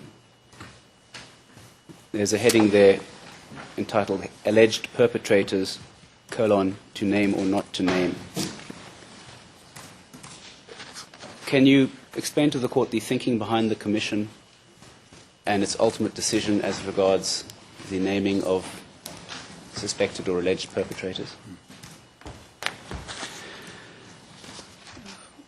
Well, look, it's pretty well covered here what our determination was to name or not name. One of the reasons why this piece would be put into our report is because we know, or we knew, that a large number of entities or groups or people may be looking for a document that named people for certain acts. Hence our discussion about and our reporting about our thinking in this report. And I don't know that I've got much to add to that, other than the fact we did think about it very carefully about how we would do that, or if we would, or not, and we chose not to. All right. Mr. Steinberg, would you be tendering it? I do intend to tender this document, Your Honours. This is a document I understand is in dispute, so I'll tender it now, but following the proposal outlined this morning, I would suggest that this be the subject of written submissions. But I do intend to ask the witness certain questions about it that he may be able to expand on. Could one of those be whether this document has a front cover or part before the table of contents? Your Honour, I can certainly ask that question. I think I know the answer, but what I can say is that I don't believe we have that front cover. Sir, can you comment on His Honour's question? Yes, I can. There is the completed document was bound as a completed document with a cover. Also, the original documents transmitted to the President of Kenya had a letter of transmittal that we signed. But in addition to that, of course, the document was provided to the Government of Kenya in electronic form. I don't know whether this is that electronic form or part of it, but and the Government of Kenya published it the day, in fact, that we provided it to them. If I can clarify, this document, this particular document, is a copy of a document sourced by the prosecution from open source material, quite possibly on the website of the Commission. Sticking for the moment with the issue of criminal responsibility and your decision not to name persons and your mandate not to determine guilt or innocence of those persons, did you make any recommendations about follow-up in respect of investigations into criminal acts that might have arisen out of the post-election violence? Yes, we did. There was a recommendation about how that might happen. The creation of a special tribunal, for example, with well, there's quite a bit of detail here actually in the report about what we did recommend, including a combination of Kenyan and international personnel and investigations, just to deal with issues arising from the post-election violence. And are you aware whether any such commission in Kenya was set up ultimately to investigate this violence criminally? Well, I don't believe so. And I do apologise, Your Honour, because I don't want to forget about it later. My learned friend has said, I wasn't aware of that before, that the document in the bundle is from open source material. And I'm also aware, because I've seen the photographs of the former prosecutor receiving the bundle of documents from the panel of eminent African personalities, that at any time when the prosecutor seeks to tender the original document, irrespective of defence arguments, the certified copy be the one that's relied upon, because it's very dangerous to put in a document from open source. I bought my original copy from a bookshop in Nairobi. It's a certified copy. So it's available. I think the African Union and Kofi Annan, His Excellency Kofi Annan, presented boxes, and including the original, to the former prosecutor. It must be in the archives of the prosecution. And that's the document, not open source, that should be relied upon. Your Honor, I just say that now because I'm sure I'll forget later. And I take it that was perhaps in the spirit of cooperation. You could also discuss with the prosecutor. I see you have a book in your hand. Your Honor, I have a very well-read and rather dog-eared copy, but of course you can have a look at it. But it's a marked copy. But Your Honor, this is available, and it was given in the bundle of documents to the former prosecutor We've seen the photographs in the room upstairs when the prosecutor received it, and that should be the document that's relied upon. That's the only point I'm making. Would that then be part of your objection? Although I do not want to anticipate it, but we might as well. Well, Your Honour, that actually wasn't really the principal ground. It's always dangerous to. It's going to be impossible, really, in time to go through every page to check that the open source document tallies with the formal document that was given to the President of the Republic of Kenya and the panel of African experts. And we've seen from other reports there are 2 or 3 different versions circulating. So it's perilous, perhaps, unnecessarily perilous, to rely upon an open source document when the proper copy is available. That's the only point I make. Mrs. Steinberg, any observations there? There's good sense in tendering the best evidence. We can certainly do so. The normal procedure which is adopted in these proceedings is that copies are relied upon unless there's a dispute. And under Rule 77, inspection can be granted of any originals to resolve such a dispute. The point is, if there is a best evidence, so to speak, that's always it's always wiser to tender the best evidence. In the absence of that, then we can, look at something else. But if there's possibilities that a better or more non-disputed authentic version exists, maybe that's the way to go. Your Honours, I can look into that and we can possibly tender that as a real exhibit. The reason why a document like this is normally relied upon is that, as you know, we are an electronic court and scanning of bound documents presents something of an issue, and this was, I presume, an easier, more facilitated the registration and disclosure. All right, let's proceed. On the issue of your recommendations, then, I see actually it's contained at page 18. At the top of the page, no, I beg your pardon.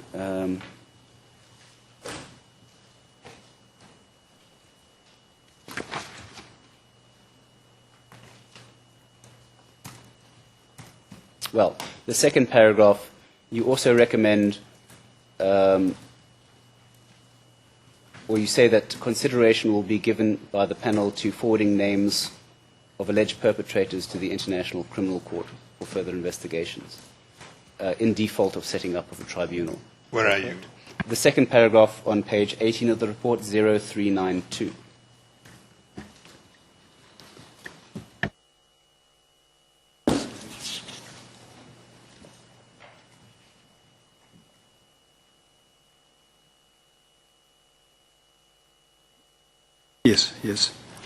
Yes, I see that.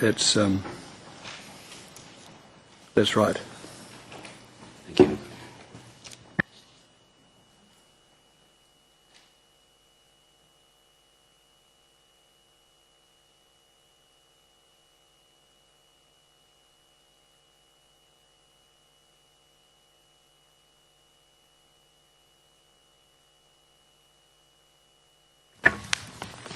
Now, I'd like to leave the report aside for the time being. I will return to certain other aspects of it, but perhaps I can just indicate at this stage, since it's before Your Honours, that the portions of the report which the prosecutor will seek to rely on, we do say that the whole report should go in for the sake of completeness, but I can indicate that the portions on which we seek to rely will be from the beginning of the document to page 91. I'll give the ERN range in a moment. That comprises the overview chapter in part 1, part 2 dealing with the background to the post-election violence, and then the first part of chapter 3 dealing with violence in the Rift Valley.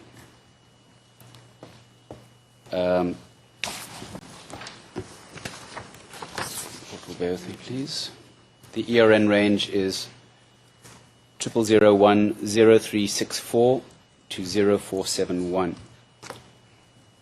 Secondly, a small portion dealing with violence in the South Rift and Kisi region, page 132 of the report. ERN range is 0506 to 0535. And finally, over the page in the table of contents, chapters 7, 8, 9, and 10, dealing with findings relating to internally displaced persons, the media, the extent and consequences of the post-election violence, and certain discrete findings. And the ERN range there is 0645 to 0726. And I can indicate at this stage, as will be expanded in the written filings, that the prosecution will seek to rely on this for all purposes other than any indication of acts and conduct of the accused persons. I'd like to move on then, sir, to the hearings, the public and private hearings that the CPF Commission held. Can you please give the Court some information about how these hearings were held? Now before you do that, are you going to take the witness to these parts you've referred to in your examination in chief of it? I will do so, Your Honour, in due course, but it's convenient to do it in a certain order which corresponds with the themes I intend to canvass during the course of the evidence. I will leave that to you, but what I'm trying to do is whether the witness can assist you in indicating that the parts you have indicated, that he has reviewed them as we have them in the court now, or in your bundle, and that those parts are indeed what they wrote.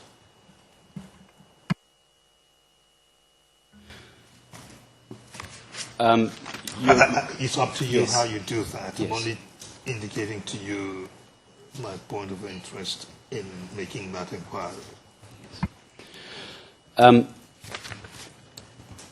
You've already indicated that you signed off on the report, but on the specific portions, have you had an opportunity to read through those to confirm that what's contained in this particular document is what you wrote?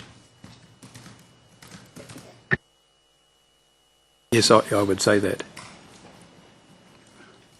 And perhaps for the sake of expedience, I should do that now then. Let's turn to Chapter 1. I'm just going to ask you some questions about what's contained in these chapters. So, page 1, ERN 30375. I do note that there is a duplication in this copy. 0375 has been printed twice.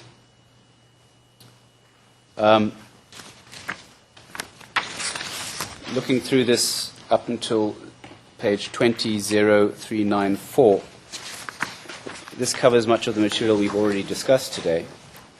You confirm that this is the background to the setting up mandate and modus operandi of the Commission.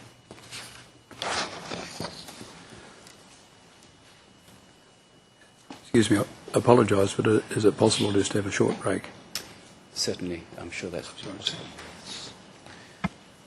Oh, we will take a short break.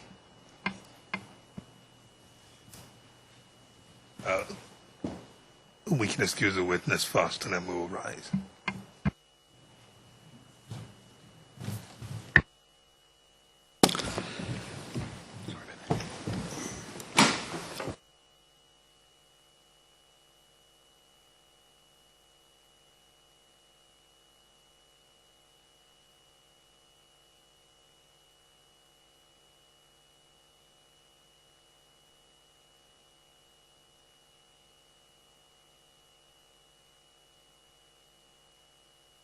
court will rise. All rise, veuillez vous lever.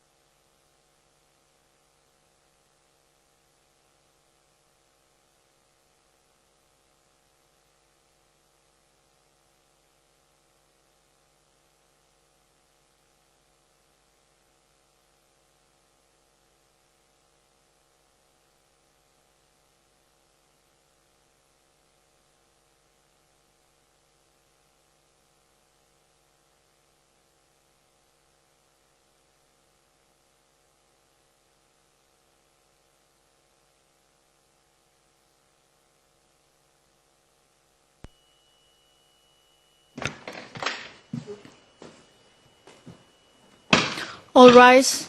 We will wait.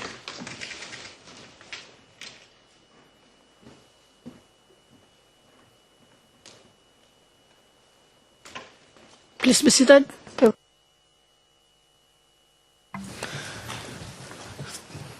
Thank you.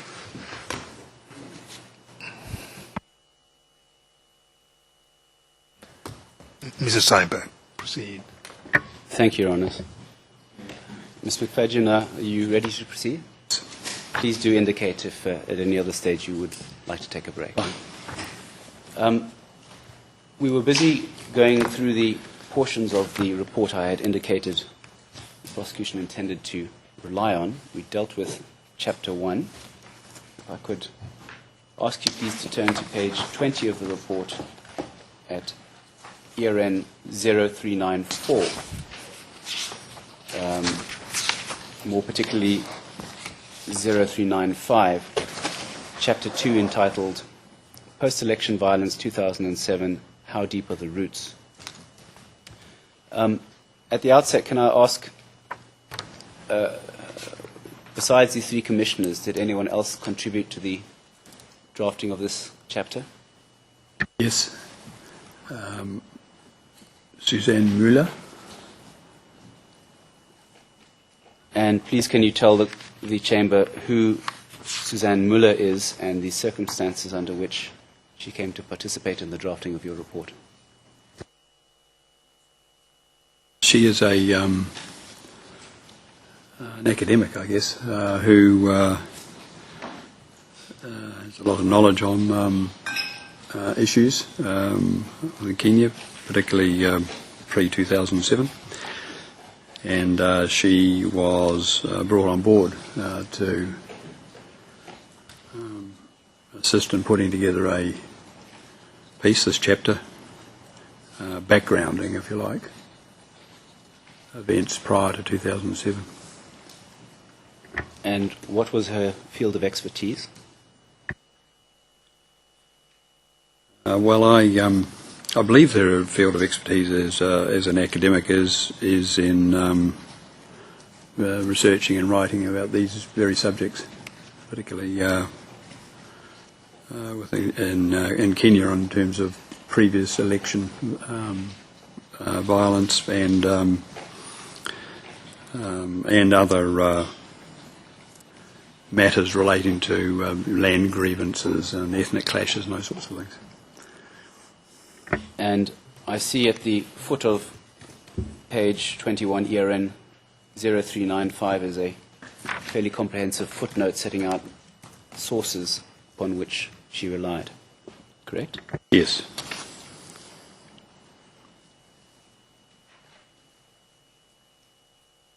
Including, I note, some publications of which she is herself an author or co-author. Is that right?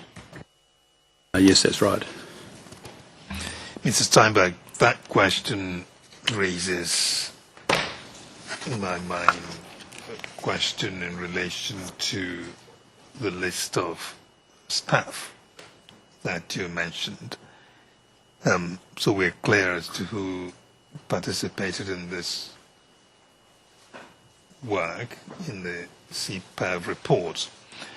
Now you've put on record the commissioners and the gazetted members of the commission, including the council and secretary. And then you put on record that there's the CPAV secretariat staff. Now we're hearing about Susan Müller. Is she indicated in any of these? No, Your Honour, which is why I'm addressing this now. If I may clarify, proceed to clarify this with the witness. You will also assist if there's any other person apart from her who's not been indicated on the record who are associated with putting together this report, so we have a clearer picture. I will do so, Your Honour. Well, we can see from the list of CPAV staff that Ms. Müller's name does not appear on that list. Can you please give some more detail about what capacity Ms. Müller was requested to assist with the Commission? or in a capacity as an expert in a certain area, so that, but not as a staff member per se. Now, besides this chapter, which on the face of it deals with the history of violence in Kenya, and particularly the violence relating to elections, did Ms. Muller have any other input into the CPEV final report? No. No, she didn't.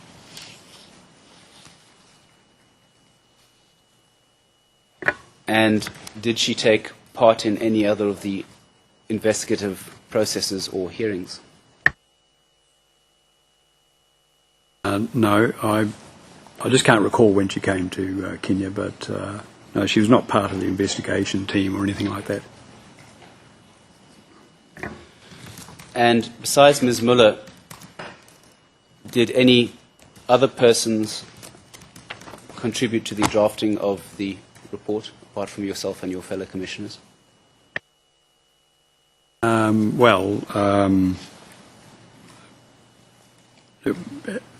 from the three commissioners, you mean? Three commissioners primarily, but obviously other pieces of work we asked to be done around specific areas like gender-based violence, for example. I asked specifically Melinda Ricks to prepare a piece around that, to pull together, if you like, some things around gender-based violence, and she did that.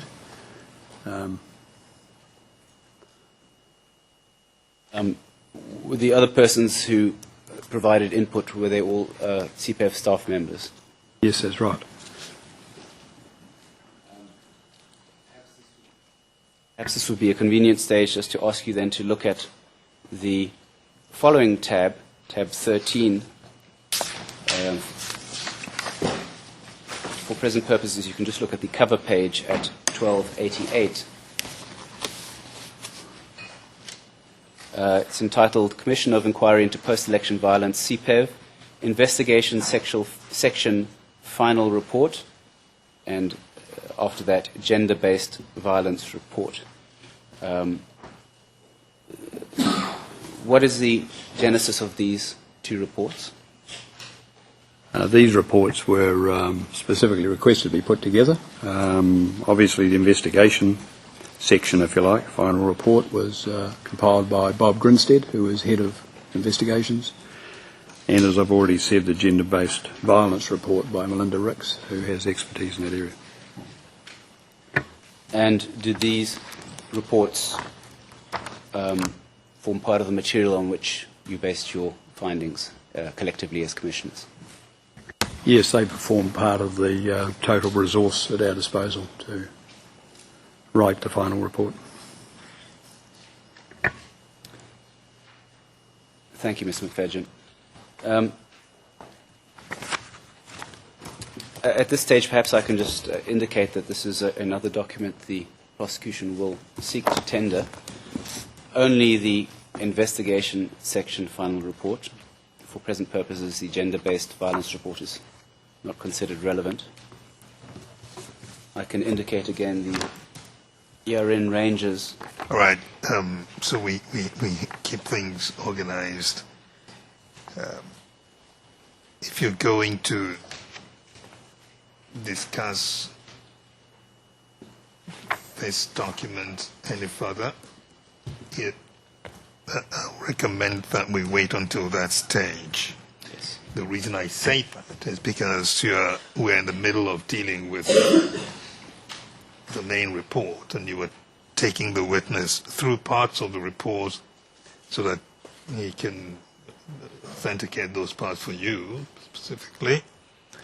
So let's not insert something else in the middle, another report that is, while we're discussing an existing one. Certainly, Your Honours. I was simply trying to address the question that Your Honour addressed to me earlier, but I will come back to that. Mr. McFadgen, let's then proceed with the CPEF final report and finish up with Chapter 2. Can you confirm, sir, whether that chapter corresponds with your recollection of what was signed off by the CPEF commissioners? Yes, it seems to be so, yes. Yes. The next relevant portion commences at ERN 0411, page 37 of the report, Chapter 3, entitled Violence in the Rift Valley. Now, the prosecution is most interested in the section starting on that page entitled the North Rift Region, dealing inter alia with the Uasin Gishu, Nandi North and Nandi South districts. But for the purposes of wider context, we are also interested in your findings for the Central Rift Region,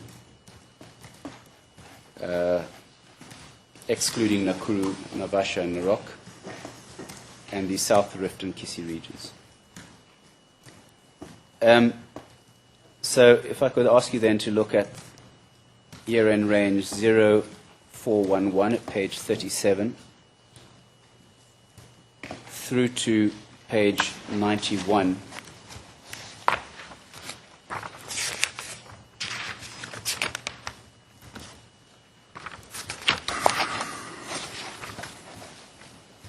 Halfway down that page until the heading Koibatek District. And if you can indicate that whether these, you've had an opportunity to go through this and it accords with your recollection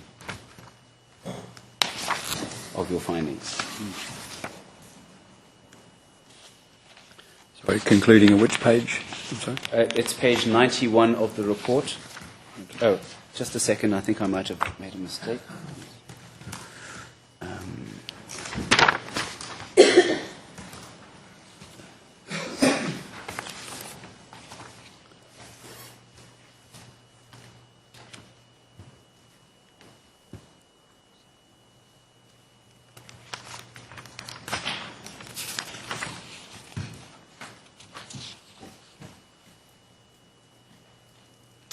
Sorry, it should be ERN page 0471. It's page 97 of the report, I beg your pardon, just above the heading Nakuru District.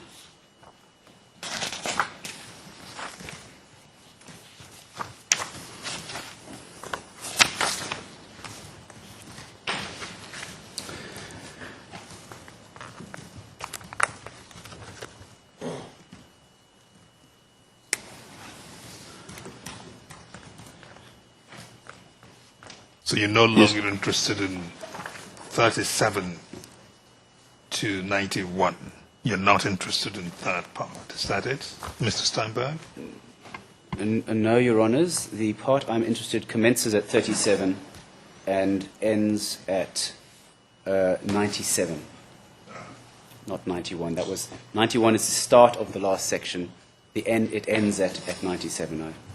So you want the witness to look at 37 to 97. Indeed. And the ERN range, once again, 0506 to 0535.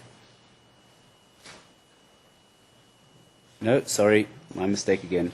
0364 to 0471.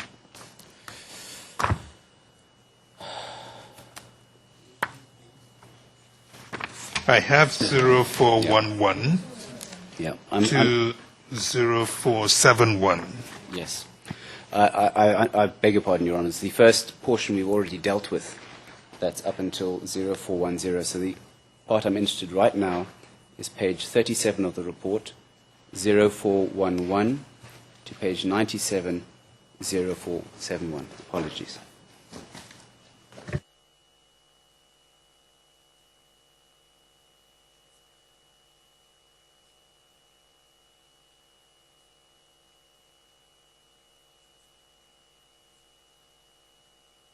Yes, that's. I can confirm that it's part of our report. And the final portion which I'm interested in commences at page 271 of the report. This time I will check my facts first. It's ERN 0645. Did you not earlier indicate 0536? Or did I get it wrong?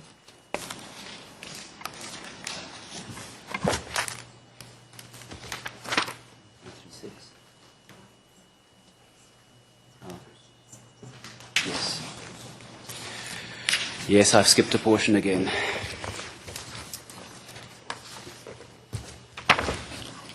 Yes, there's a short portion at page 132 of the report. I beg your pardon. ERN 0506.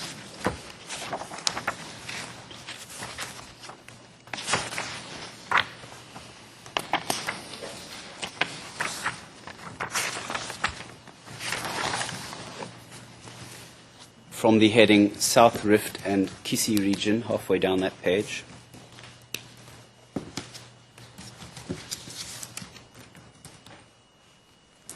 Until 0535 on page 161 of the report. Till the end of that page.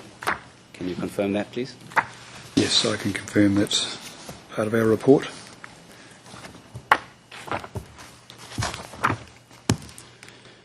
And finally, then, ERN 0645, page 271. The chapter headed Internally Displaced Persons until 0726.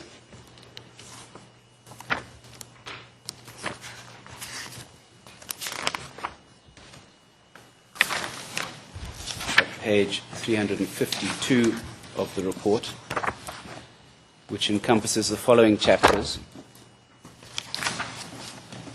Chapter 7, Internally Displaced Persons. Chapter 8, the Media and Post-Election Violence.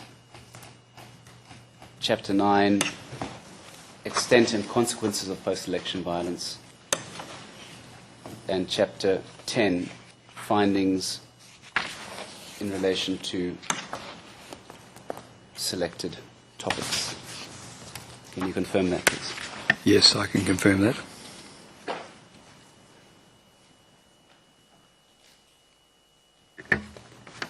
Thank you, Your Honours. I believe the witness has then identified and confirmed the relevant portions.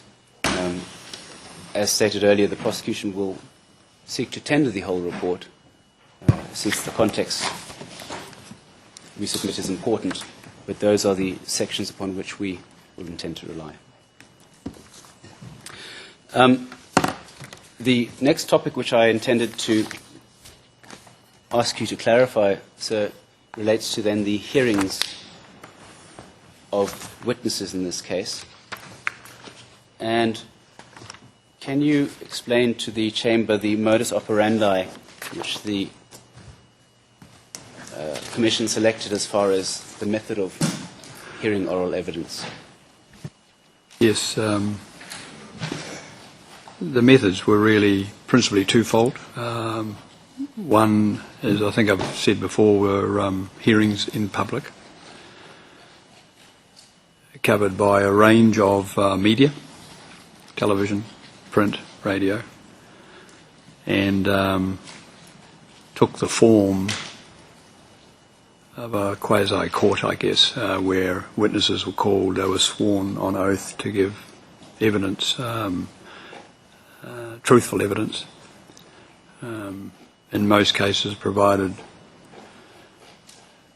exhibits in support of their evidence, which were secured, and they were open to the examination by questioning by the Commission, counsel assisting and counsel withstanding. And to what extent was the veracity of the evidence provided by these witnesses tested?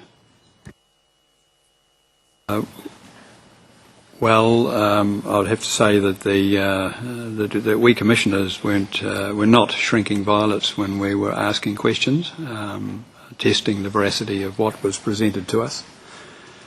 And many of the council was standing were very particular in their questioning of certain witnesses as well. So I would say, from my point of view, the veracity of their testimony would be similar to anyone giving evidence in a court. Can you comment on the spectrum of interests represented by counsel with standing in these proceedings? The spectrum was broad, beginning counsel with standing, for example, representing, I guess, for example, the Kenyan Police Service, the Administration Police, the NSIS, and other government agencies. Others were representing specific interest groups, victims, and there were a number of those. There were victims that may reside in certain geographical areas, for example.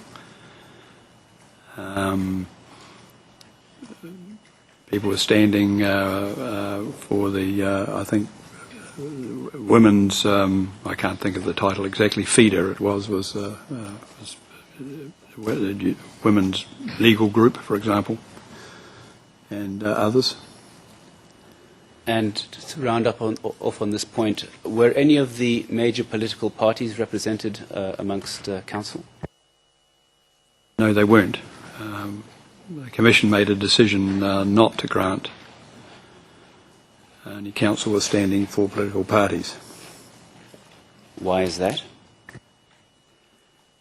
Well, from memory, our rationale was that not only did they give evidence, I think their secretaries gave evidence on either side of the political spectrum, but also I guess they had other opportunities in the public domain to express their views about things that were not afforded, frankly, to other people. All right. Well, I think you partially answered my next question, which is if they were not represented by council, what opportunities did the various political parties have to put forward their views? Can you add anything to your answer in that regard? Well, as I've said, they were represented in before the Commission in open hearings. In addition, we did have some consultative meetings, we would call it, with the political parties. One last clarification. When you say they were represented before the Commission, I understand you're not referring to legal representation. What did you mean by that?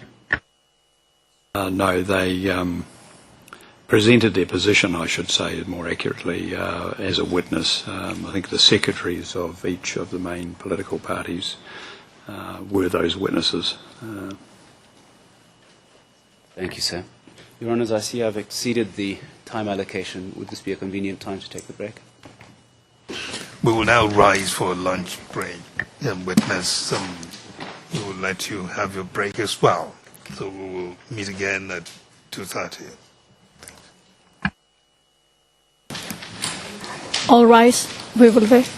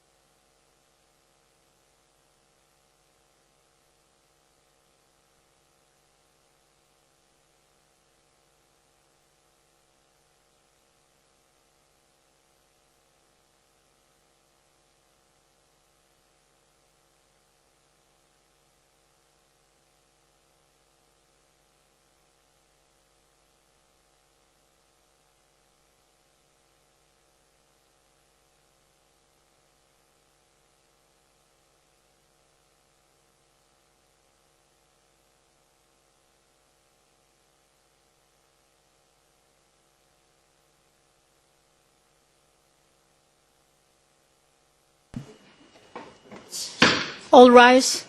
We will obey.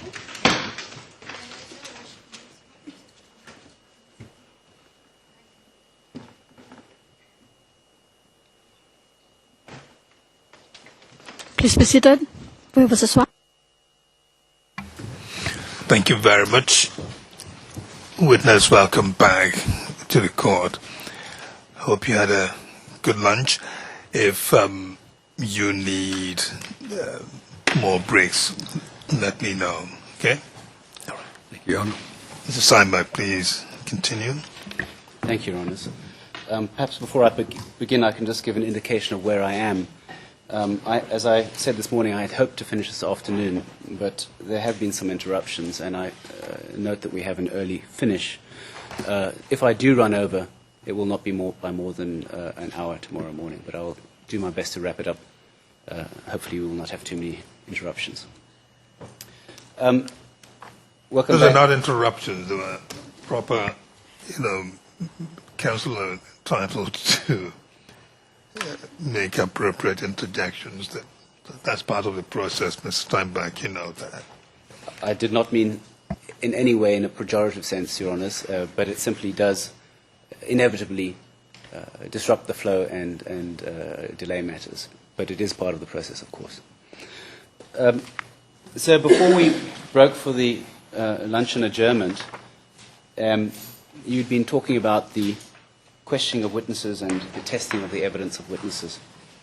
You also told the chamber that you had access to the witness statements, both of witnesses who testified as well as those who had not testified. Is that correct? Yes, that's right. Apart from the actual statements of these witnesses, well, firstly, these statements, were they made under oath?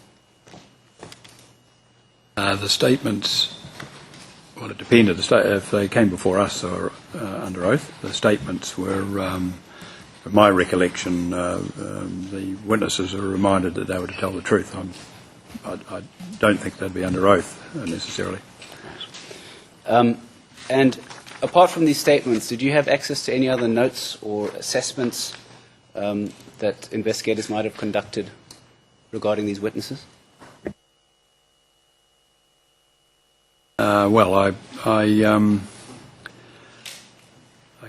From time to time, we spoke with Bob Grinstead, for example, and others. As you might imagine, in a commission of this type, those sorts of things, checks and balances, I'd call them, happen quite often during the process. So, but other than that, I'm just not quite following, actually. As part of these checks and balances, what other records were kept in the process of investigators taking statements from witnesses? Well, I mean, from time to time there may have been exhibits, for example, that they produced. There were other documents, government documents or information produced, for example. I'm sorry, perhaps my question wasn't clear. I'm more interested in records or notes created by investigators in relation to the taking of witness statements, or the assessment of witnesses. Oh, I'm sorry, I get you now. As a normal part of investigations, investigators do take notes. They write things like job sheets, for example, which from time to time flesh out just how they're conducting investigations, any aspects of their investigations that is worthy of writing down in a job sheet and that sort of documentation. That also I'd expect to be seeing summaries, for example, of their work from time to time. And did you have access to those? Well, yes, we did. We'd have access to all of the documents that either were created by the Commission, right, or referred to by the Commission. Now, during the course of your hearings and deliberations,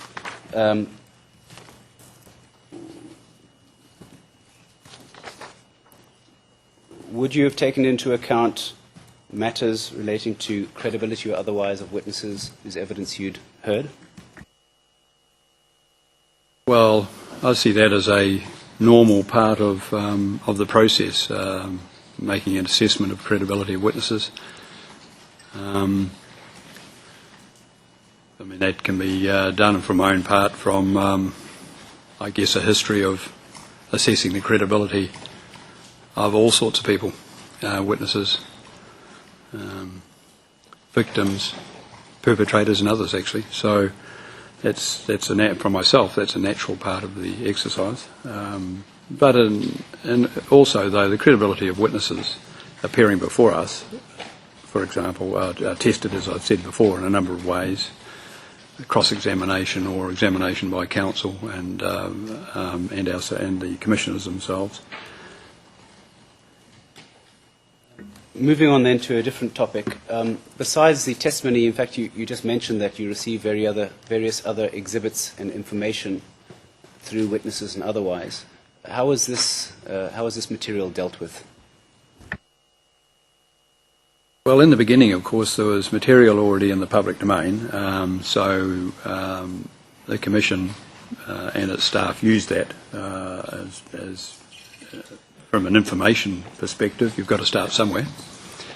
And there were some documents already written by entities, for example, the United Nations entity on human rights had written something, a document about the violence and others. And in addition to that, certain witnesses also provided their own reports. For example, the Kenyan National Commission of Human Rights, for example. And that brings me then to the subject of the role of civil society in the proceedings. And I note that there is a heading on this in the introductory paragraph of your report at page 5. That's at ERN 0379. But it's probably not necessary to turn there. If you can tell the court from your recollection what was the role that civil society played in these proceedings? Well, civil society provided an important role in work that they'd done, constituencies that they were representing throughout the post-election violence. Some mandated, others not, but a significant role, I would say, because in many ways these civil society groups represent a broad spectrum of the community that in other ways that wouldn't be represented at all. To what extent, sir, did you attempt to take versions or hear the versions of persons who may have been implicated in one way or another in the commission of the violence? Do you mean, did we hear from anybody that may have been implicated? What I meant was to what extent opportunity was given to those persons to give their side of the story. Well, from the Commission's point of view,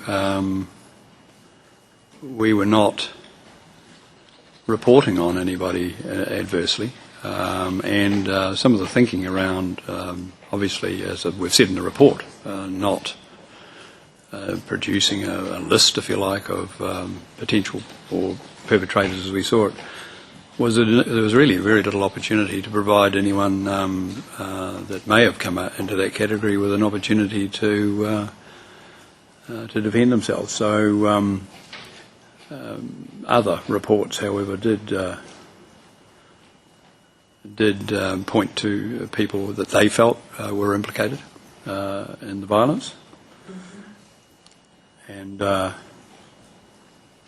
from memory, 2 people who felt that they should talk to us as a result of that approached the Commission, and we did listen to what they had to say.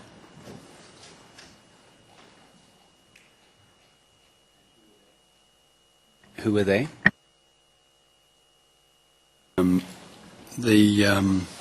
Mr. Ruto and Mr. Bett.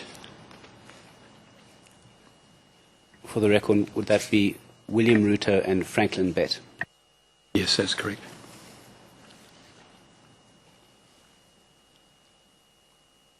I'd like to then move back to a document that I referred you briefly to before the lunch break.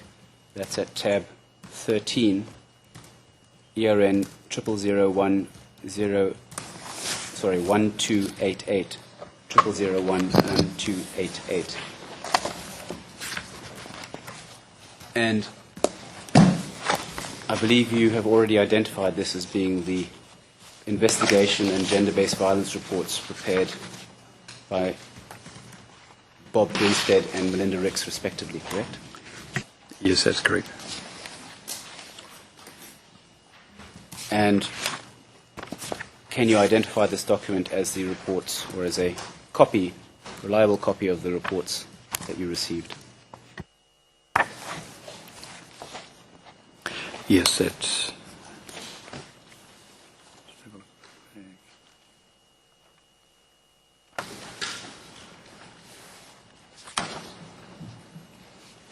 Take yes. the time that you need. Yes, I believe so, yes. Your Honours, I think I had not yet indicated the areas of the report in which the prosecution is interested. It is only the first report, that is the investigation report, which runs from page ERN 1288. Bear with me.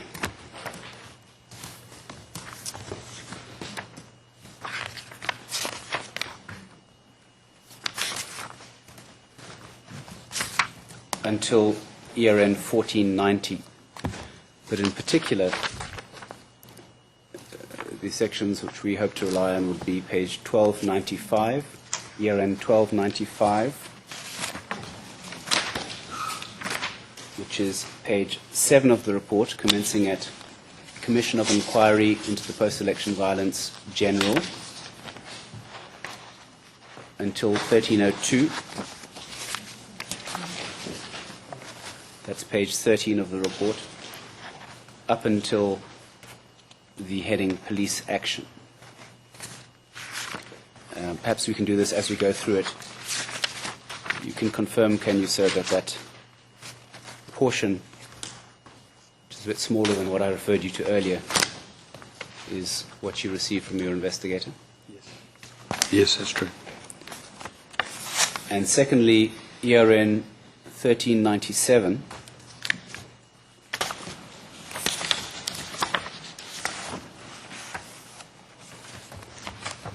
at page 108 of the report, chapter headed Eldoret,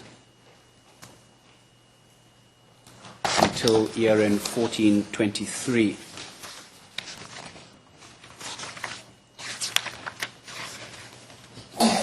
Page 134 of the report. It's just before the page headed Nyanza province. Again, if you can just look through that and confirm if that's the relevant portion you received.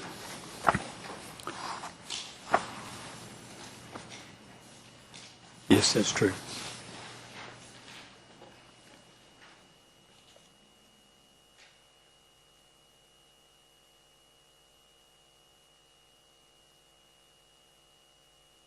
Thank you, Your Honours. I will in due course be asking, I will ask the Chamber to admit this document as an exhibit, subject to written arguments in the manner proposed earlier.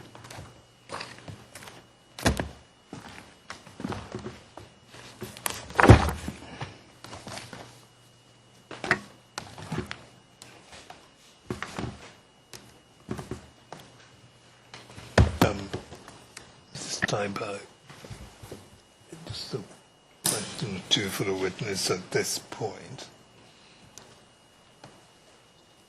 Ms. McFadden, you said that there was, you said that part of the, should I say, procedure of the CPAV was not specifically to give opportunities to people who might have been accused, as it were, of the violence, individuals, if I understood you correctly. But then you say that, but other reports did point to people that the makers of those reports, I presume, felt were implicated in the violence. Was that what you said? Yes, that's right. But also during the process of our hearing of witnesses, information came to us directly about that as well. Now, about those other reports that might have implicated people, do you recall what they were and whether you did take those reports into account in your final analysis? Yes, well, one of the reports tendered as an exhibit by a witness before us did do that, and that was a report from the Kenya National Commission of Human Rights, for example. Yeah. Thank you. Just to follow up on His Honour's questions, you say that you didn't specifically see it as part of your mandate to allow all peoples implicated to come and give their opinions. Was there anything preventing those people from approaching the Commission to have their say, as it were? Well, no. I didn't mean to convey an absolute blanket barrier on people wanting to come and to see the Commission if they thought, well, whatever they thought, I don't know what was in their mind, but if they thought they might have been adversely mentioned somewhere or other, and clearly we would hear them if we could, and in fact, in a couple of occasions, we actually did so. Thank you. Before I finish with this first folder, I have one further document I'm going to ask you to have a look at tab 11. That is ERN 00410679.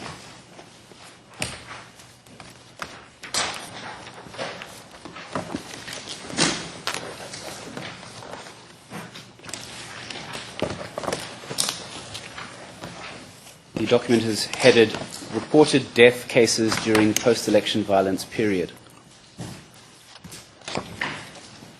Do you have that?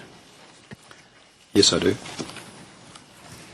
Can you please tell the Court whether you recognize this document, and if so, what was the genesis of this document?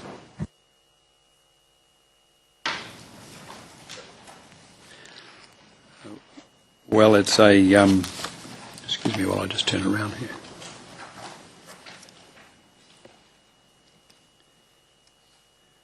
It's a tabulation of information around deaths during the post-election violence, as it says, and this one looks to be by province.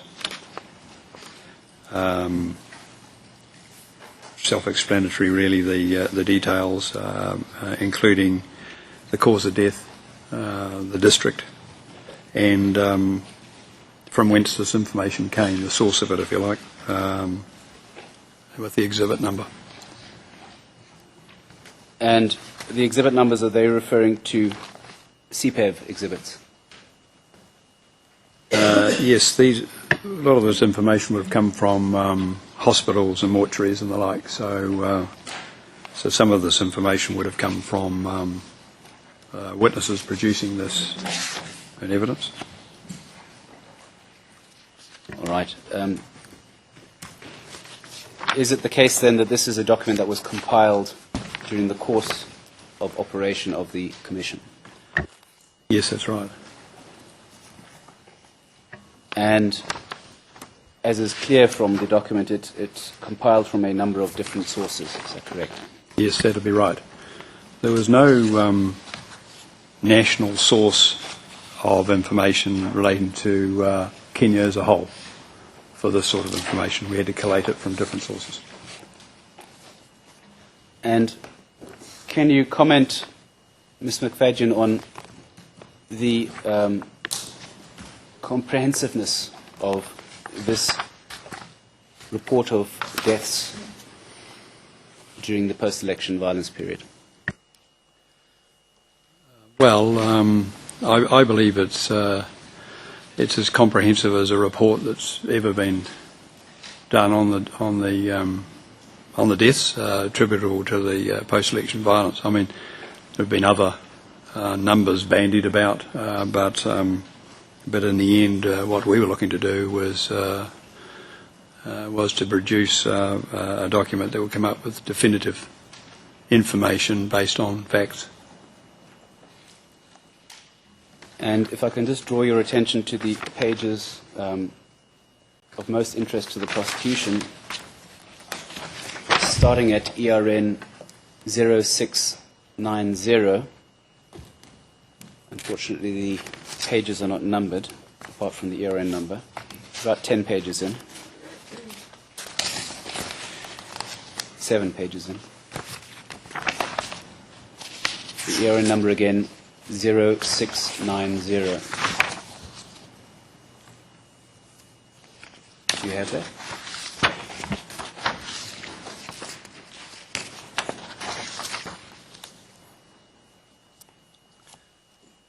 Zero 0690, yes. And do you confirm that halfway down the page, starting at item number 1 to item number 7, represents the deaths reported in the Nandi North district? Yes, that's clear on this document, yes. If I can ask you then to turn over 2 more pages and look at 0695, again starting at item number 1.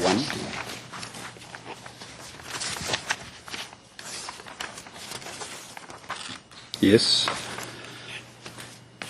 This appears to be a list of deaths of people killed in the Uasin Gishu area. Yes, that's right. And if you can just page on to page 0707.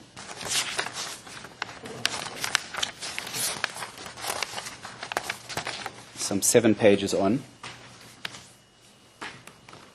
The final entry for the Uasin Gishu district seems to be 272, correct? Yes, that's right. And, well, it seems clear that this represents 272 reported deaths in that district. Yes. Thank you, Your Honours. This will be another item the prosecution will intend to tender as a witness. I understand that there are objections to this document. While learned friends will confirm that, then we can also deal with this subsequently by way of written argument. Do you object to this particular document coming in as exhibit at this time, Mr. Ken, Mr. Kinkatwa?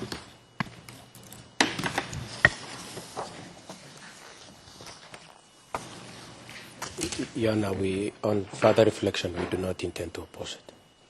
We do not oppose, Your Honor. You do not object to this document being received as exhibit at this time. And Mr. Ken? Likewise, Your Honor.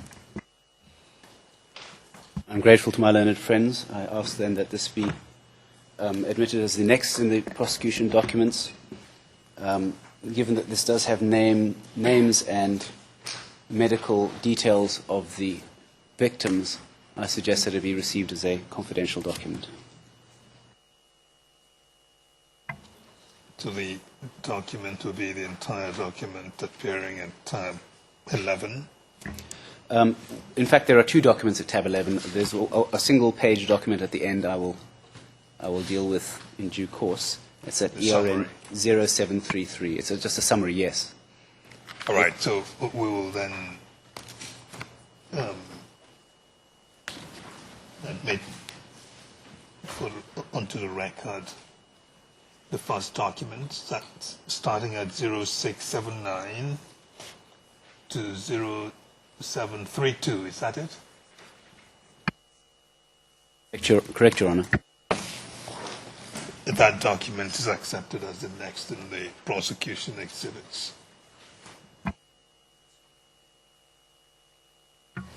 Le document Confidential document KenOTP 00410679 will have the number EVDT OTP 00129. Prosecution Exhibit 129. Your Honours, I'm informed by my colleagues here that, in fact, this is one document. My last page was just not properly stapled. So may I take this opportunity to correct the ERN range to end at 0734 and not 0732. I apologize.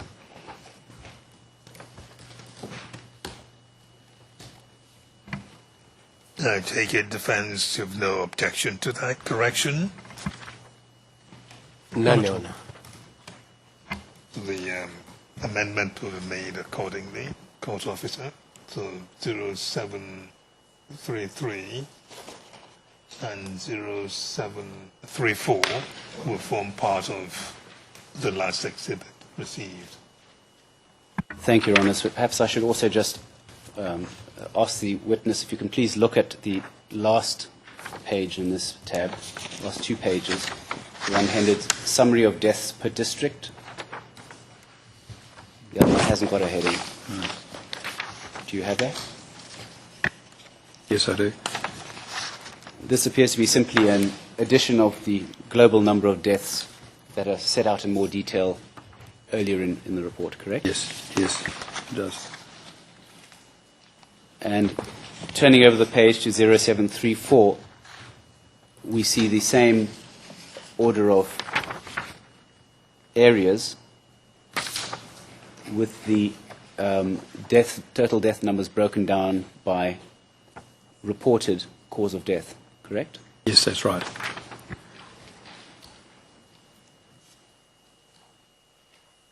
Thank you, sir. We can put that aside for the time being.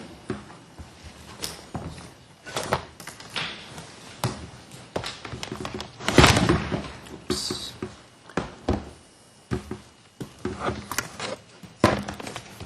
Beg your pardon.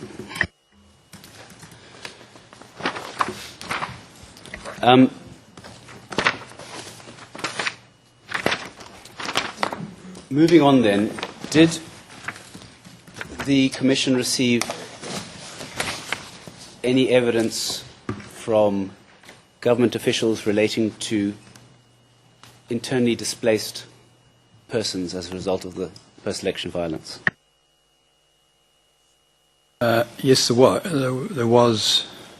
Well, from my recollection, there was at least one government witness,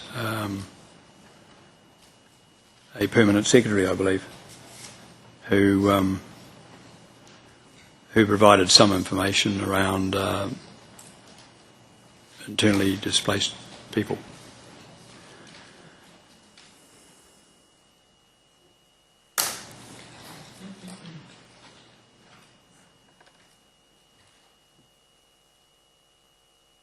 And is it correct, sir, that this would be Mr. Francis KenyaMOJA, permanent secretary at that time? Yes, I believe it's Francis KenyaMOJA.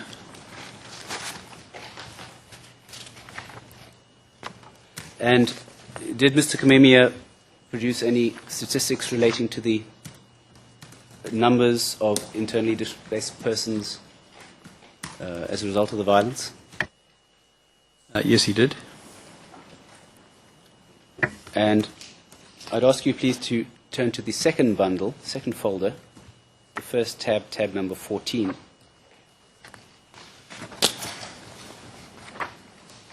While he's getting the tab, Mr.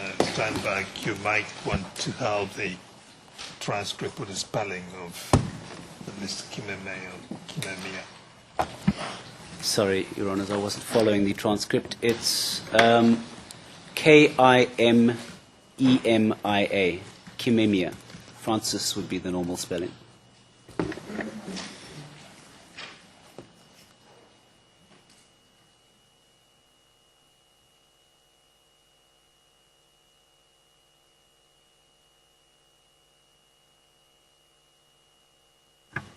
Monsieur Steinberg, pourrions-nous avoir un numéro ERN? Could we have a number for that, Mr. Steinberg?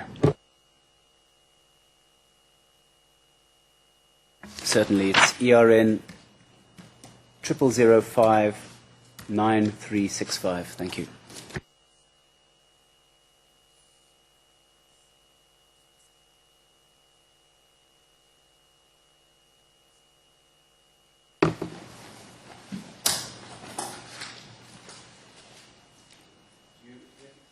Do you recognise that document, sir? I'm just looking. Oh, sorry, it's at tab number 14. Oh, It's the yes. first document in the bundle, headed Annex 1, Status Report on IDPs.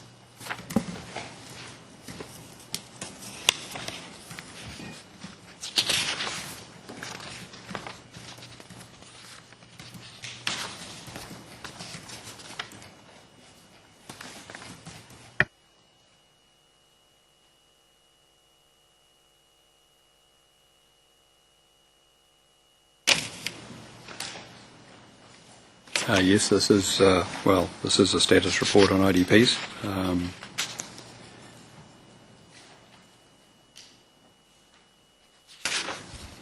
Do you recognise this, sir, as a report that was handed in by the Permanent Secretary? Well, it appears to be, although without, I mean, it was 6 years ago, so without linking it back to the exhibit and the witness number, I'd have a little. But Mr. KenyaMOJA was responsible for this area and did provide us with information around IDPs.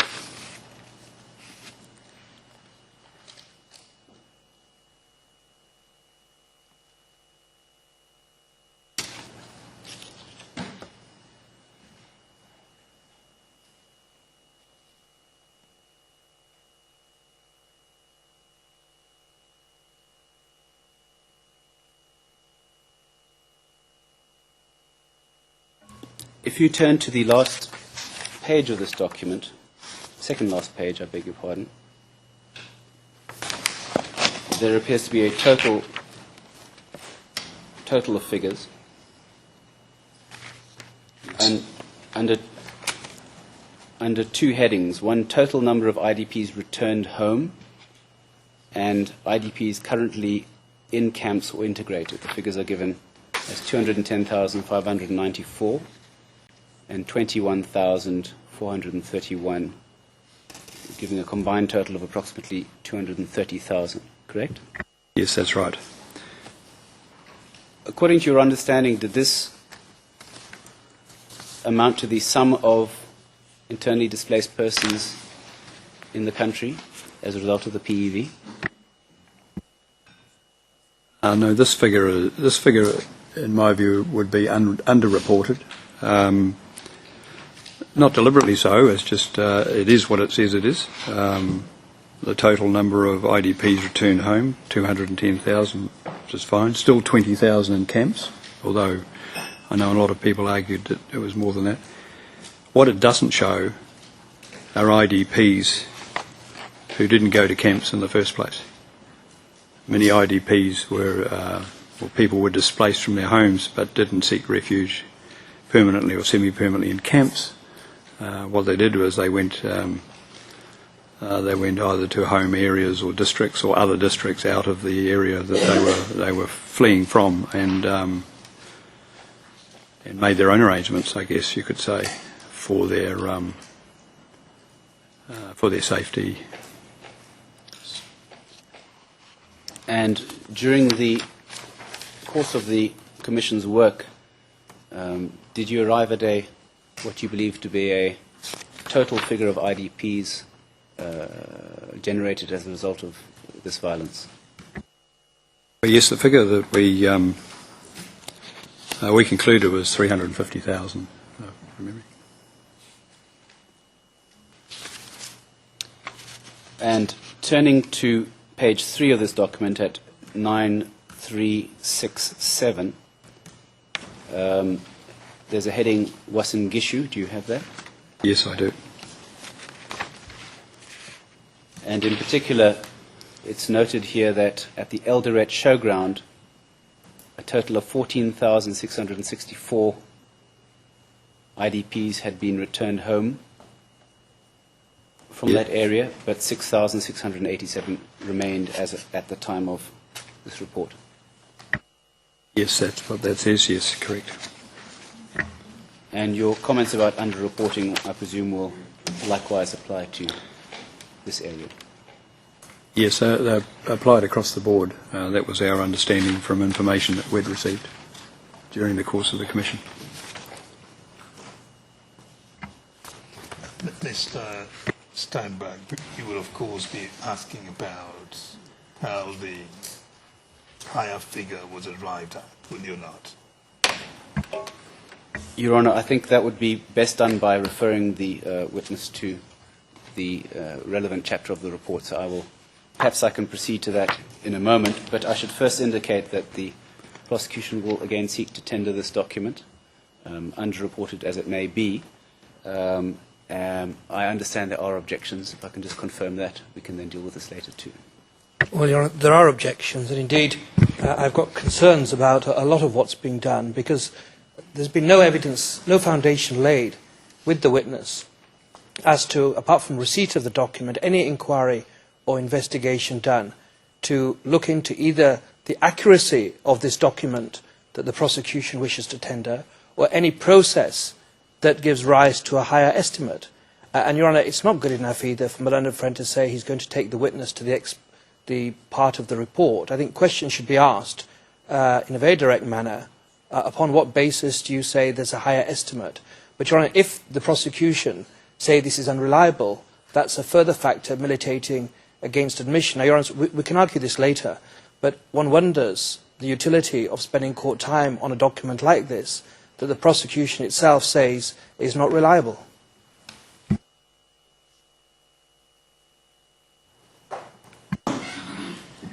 Your Honour, we had indicated that we are objecting to the production of this document. Let me see if I can address my learned friend's concerns, Your Honour. You've indicated, firstly, well, perhaps I can simply say that as regards the reliability or otherwise of the document, the prosecution intends to rely on it to support this as a minimum figure of IDPs. I will direct questions to the witness as regards his reasons why the Commission concluded that it was underreported. You indicated that the Permanent Secretary responsible for IDPs testified at the Commission. Is that correct? Yes, I'm not sure of Mr. Kamimia's full title, but it covered a range of things, including security, I believe. And and he gave evidence, I presume, in regard to the numbers of witnesses.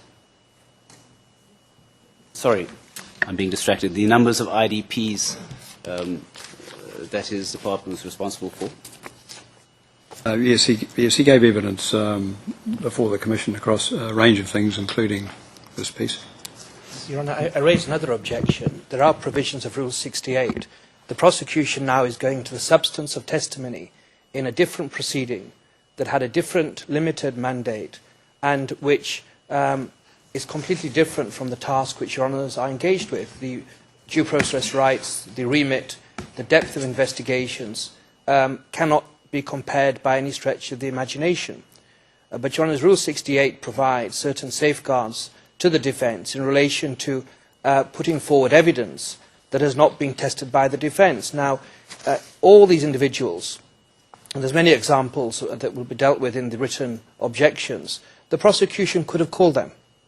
What they cannot do, what we say is completely impermissible, is to ask Your Honours, and of course Your Honours won't do it, but we're sure, to abdicate your fact-finding responsibilities by receiving evidence that the defence has been denied an opportunity to confront.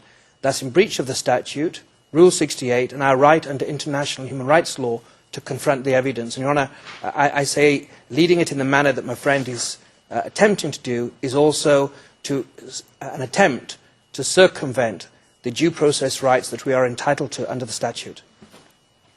I take your objection to mean that the chambers should not base itself or finding on the basis of hearsay evidence of attributed to Mr. Kememi. Is that it? Your Honour, not just hearsay evidence, any evidence. Repeatedly, the prosecution has objected when I've attempted, and my team has attempted at various times, to refer to statements of people outside the courtroom. And they've objected, and those objections have largely been upheld. So let me be clear here.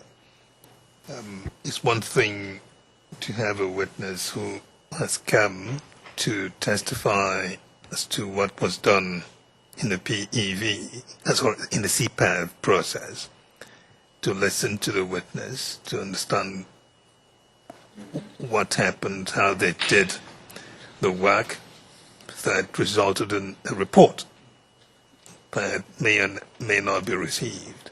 It's quite another matter to say, well, on the basis of this testimony, the chamber should make a finding at the end of the day. Isn't that what the thing boils down to? Your Honour, in our respectful submission, what my learned friend is attempting to do is to make the respected witness a surrogate voice for Mr. Kememi. It's through the vehicle of the witness that Mr. Kememi's purported testimony is put before the bench as part of a record. And then what is the defence position? It is there in the record. It's not there for artwork. It has to be confronted and dealt with. We say it's impermissible. The proper course, and of course all questioning, must be limited, constrained by relevance and probative value, as against prejudicial effect. The correct course of action would be to call witnesses, hear what they say, and we challenge them in a direct manner, not in the manner that my learned friend is attempting to do through the witness that's before you. Mr. King-Kaswa? We take the same position, Your Honour. Mr. Steinberg? Your Honour, the prosecution has not sought to introduce the testimony of this particular witness. Other witnesses we will get to in due course, but not this particular witness. The questions I put to this to Ms. McFadden in this regard are as a direct result of my learned friend's previous objection, which is to say that the prosecution had not established the reliability of the document, the statistics, which I had sought to tender. And it's for that purpose that I'm asking the witnesses, or I intend to ask the witness questions about to what extent the evidence of that witness was tested to understand the reliability of the statistics and hence the probative value of this document. So that's where I'm going with these questions. But my learned friend raises a broader issue which will become relevant to further documents I intend to ask this witness to identify. And he refers to the right of the defence to challenge evidence, and that's undoubtedly a right which is granted to the defence team as part of the right to a fair trial. But in my submission, this right must be balanced against the right of the chamber, as provided by the statute and rules, to freely assess relevant evidence. And there's obviously a balancing which must be done. One knows that in international tribunals in general, and this tribunal in particular, rules of admission of evidence are more relaxed than in certain national jurisdictions, in particular in regard to the admission of hearsay evidence. But, Your Honours, I would submit that this is par excellence the type of argument which should be dealt with in the written argument in the manner which I proposed and was agreed earlier. So I will lead the witness only to the extent that is necessary to demonstrate or to support the probative value of the evidence I intend to submit, which will be a factor relevant to the admission or non-admission of this evidence in due course. And the Chamber's ruling is that you may proceed. Mr. Khan, your concern is noted. Confident that you can deal with that at the point. I'm grateful. Thank you, Your Honour. If I could just see where I was.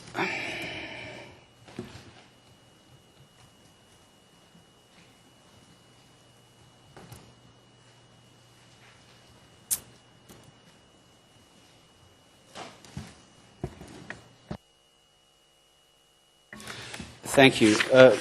Mr. McFadden, yes, I was asking you then about the extent to which the evidence of Mr. KenyaMOJA would have been tested during the course of his evidence.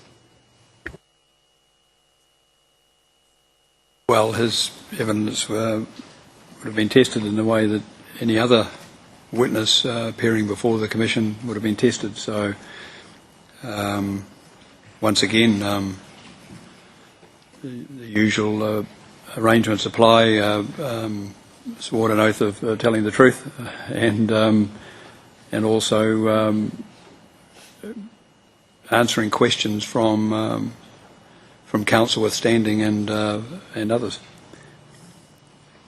And the issue of the underreporting and ultimate figure of 350,000 IDPs, how was that figure arrived at?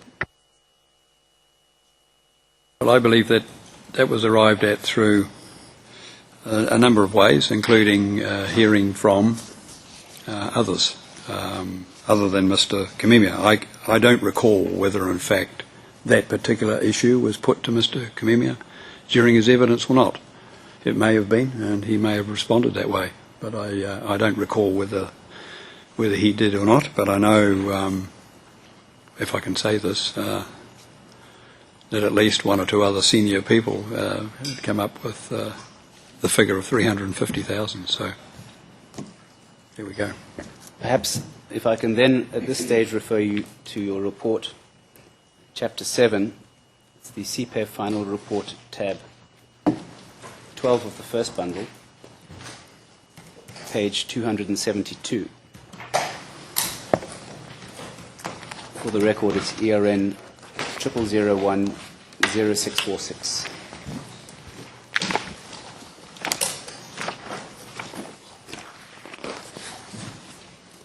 What page again did you say? It's report page 272, ERN 0646.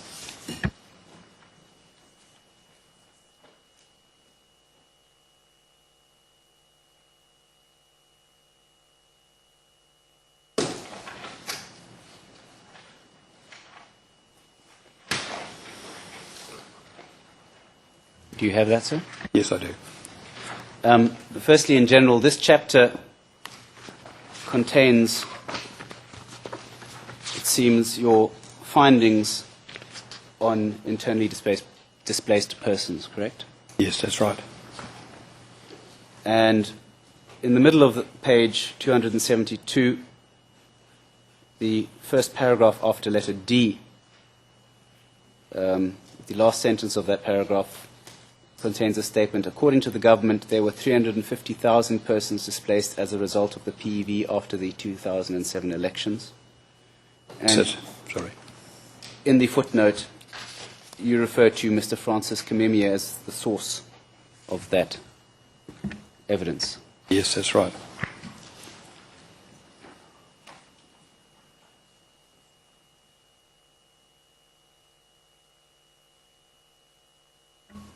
Thank you.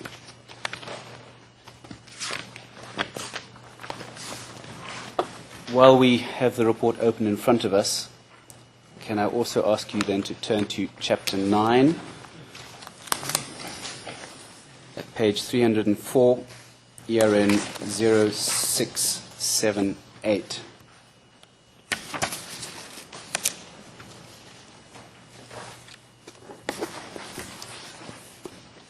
Yes, I have that.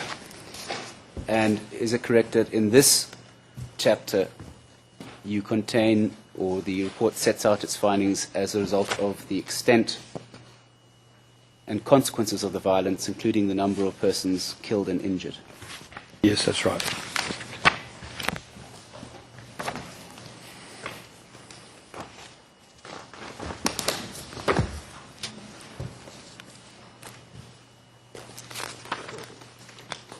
Bear with me, please.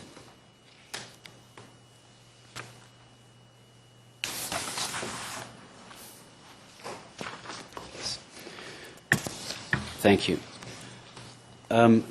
Could you please put that report aside for one moment? I'd like to move to the next exhibit to show you.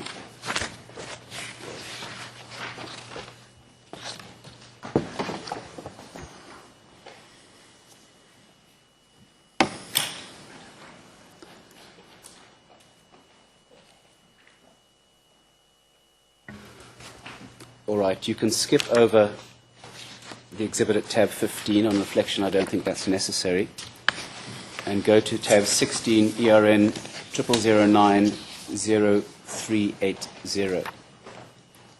Do you recognize this document, sir?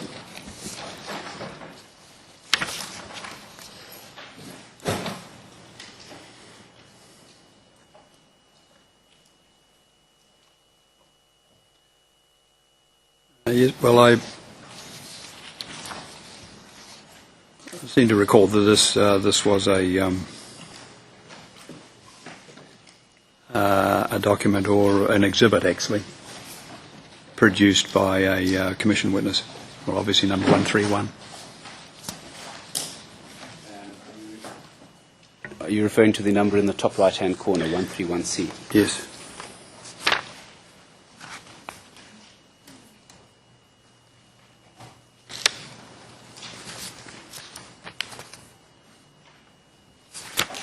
And what does it represent?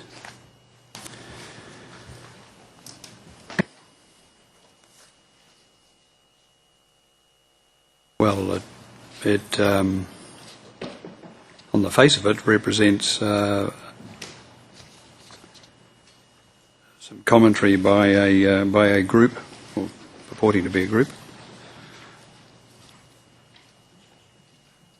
Is this public document?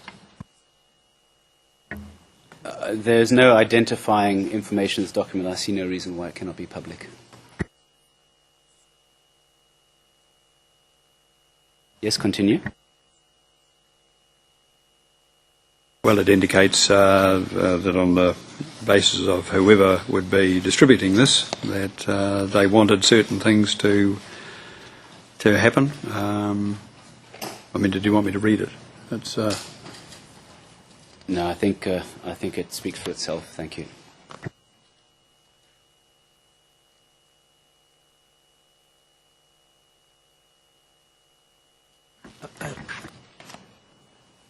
Mr. President, Your Honour, just briefly on that matter. I just note, and it's maybe it's an omission, but despite proofing, there is no record before the oral testimony now that the witness had recognised this particular document. And, Your Honour, the reason I've got additional concerns is the prosecution has also provided an index of all the exhibits that were presented to WACI, and Your Honour sees at the top corner 131C.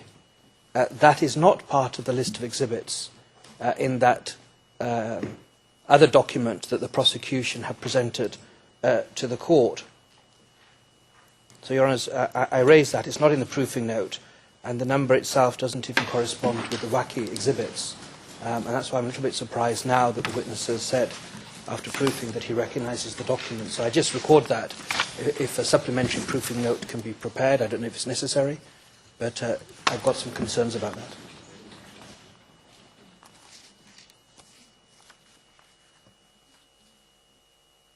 Are you saying this is the first time you've seen this document? Your Honour, we've seen the document before, but there was no indication that the witness had recognised it. not in the statement, and not in the proofing when he was shown the document.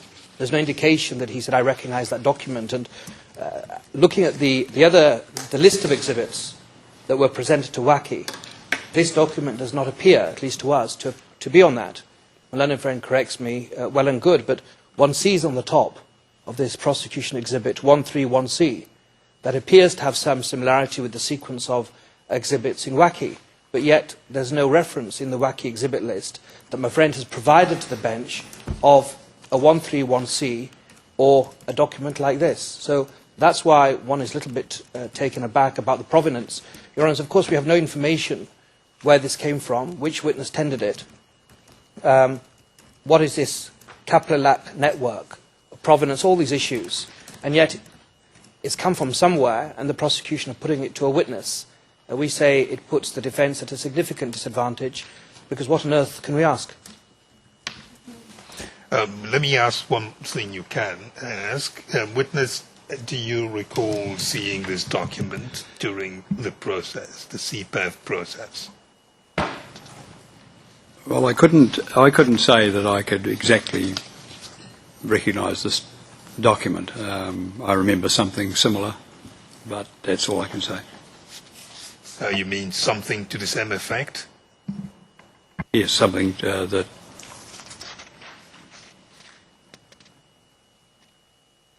words to this effect, but I couldn't say specifically. It was a little time ago, Your Honour.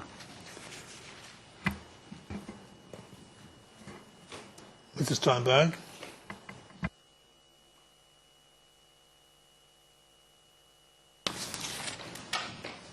Your Honour, I ask that we come back to this. My learned friends, my colleagues are just checking whether this document is referred to in a separate list, apart from the list that this witness identified of witnesses and exhibits. But I have to check and come back on that. You may proceed with your examination, even on this document. Even on this document, thank you. Questions on that. Mr. Can is basically putting you on notice as to his difficulties with it, and he will make his argument at the appropriate time. Thank you, Your Honours. Could I just ask that my learned friend, we've only got one list of exhibits that were presented to WACI. Whilst he carries on with his questioning, could we have the ERN of the second list that he apparently has that contains references to the WACI exhibits? We only have one list, and that's the one that's been provided by the prosecution today. So just the ERN would be very helpful. That's exactly what my colleague will be checking into, and we'll come back on that.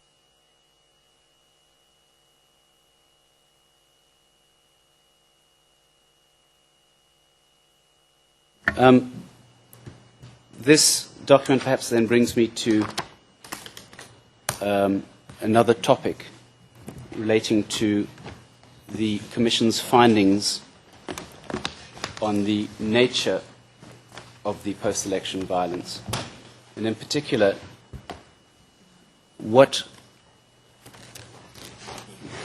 evidence did you consider as regards the issue of spontaneity or otherwise of the violence that was reported or that was testified on? Well, I object. This is an ultimate issue. What on earth, what utility can be had by another witness giving an opinion as one of the key issues in this case, whether or not violence was spontaneous or planned? One doesn't call even a judge of a lower court to appear as a witness and give certain views as to credibility. In a higher court, you look at the judgment and you are confined to the judgment. What the prosecution are doing is improper, we say, improper. These kind of questions on spontaneity and planning are matters that are reserved for your bench. They must be decided by proper evidence, properly led, viva voce evidence or expert evidence, and you have the prosecution are trying to put in a report. But to get the witness, one of the three commissioners, to give views on that is, we say, improper. It's seeking to arrogate one of the key responsibilities that the Assembly of State Parties have entrusted to your honours, not, with all due respect, to the witness. Mr. King-Kaswa? We take the same position, Your Honor. Mr. Steinberg, any reply? No response, rather. Your Honour, the ultimate purpose, as Your Honours have noted and my learned friend has noted, in this is to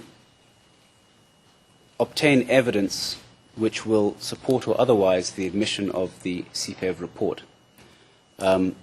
As part of this process, I seek to examine with this witness underlying material which was relied upon to come to the conclusions that are set out in the report.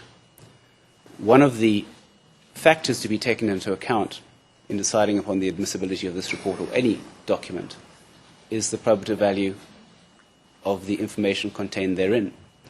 Your Honours are well aware that it will involve a process of weighing that probative value against any prejudice which my learned friends may assert would be occasioned by the admission. And for this reason, I wish to traverse with this witness the basis upon which the Commission came to their conclusions regarding spontaneity or otherwise. And I understand there was a wealth of evidence on this point from contradictory points of view. So it may, and indeed much of this evidence will assist my learned friends. Your point is that the Commission, in their reporting, did come to conclusions about spontaneity or lack of it, of the violence. Is that it? There were certain... And you want to explore with the witness the basis of any such conclusion? Indeed, Your Honours. Your Honours, two observations, if I may. My learned friend has previously said that there is no intent to rely upon anything from the WACI report in relation to acts and conduct of the accused. Your Honours, whether or not violence is planned or spontaneous is one of the key features, one of the key pillars of the prosecution's case. We say the questioning trespasses onto conduct, and if it's not, it's a line, it's on a line without a distinction. Your Honour, the other matter is, with the greatest respect to but the... if what concern is it to you if the Commission had come to the conclusion that violence was planned, but it may not have been your client that planned it? Why can't he talk about that? Your Honour, the reason is this, that with the greatest respect to the WACI Commission and their difficult job in the 2 months or so that they conducted investigations, whether they make findings that violence was planned or spontaneous or unplanned, whether X or Y or Z was responsible or no finding of that, it's irrelevant, absolutely irrelevant, because Your Honours will be anxious never to abdicate your own fact-finding responsibilities. So what relevance is it that another court formed certain conclusions that are material facts and issues in the present proceedings? It imperils the defence. The proper way for the prosecution, of course, we had no say in their witness list or their witness order. They had an obligation to bring evidence, witnesses that could be tested in relation to all of the aspects of the case.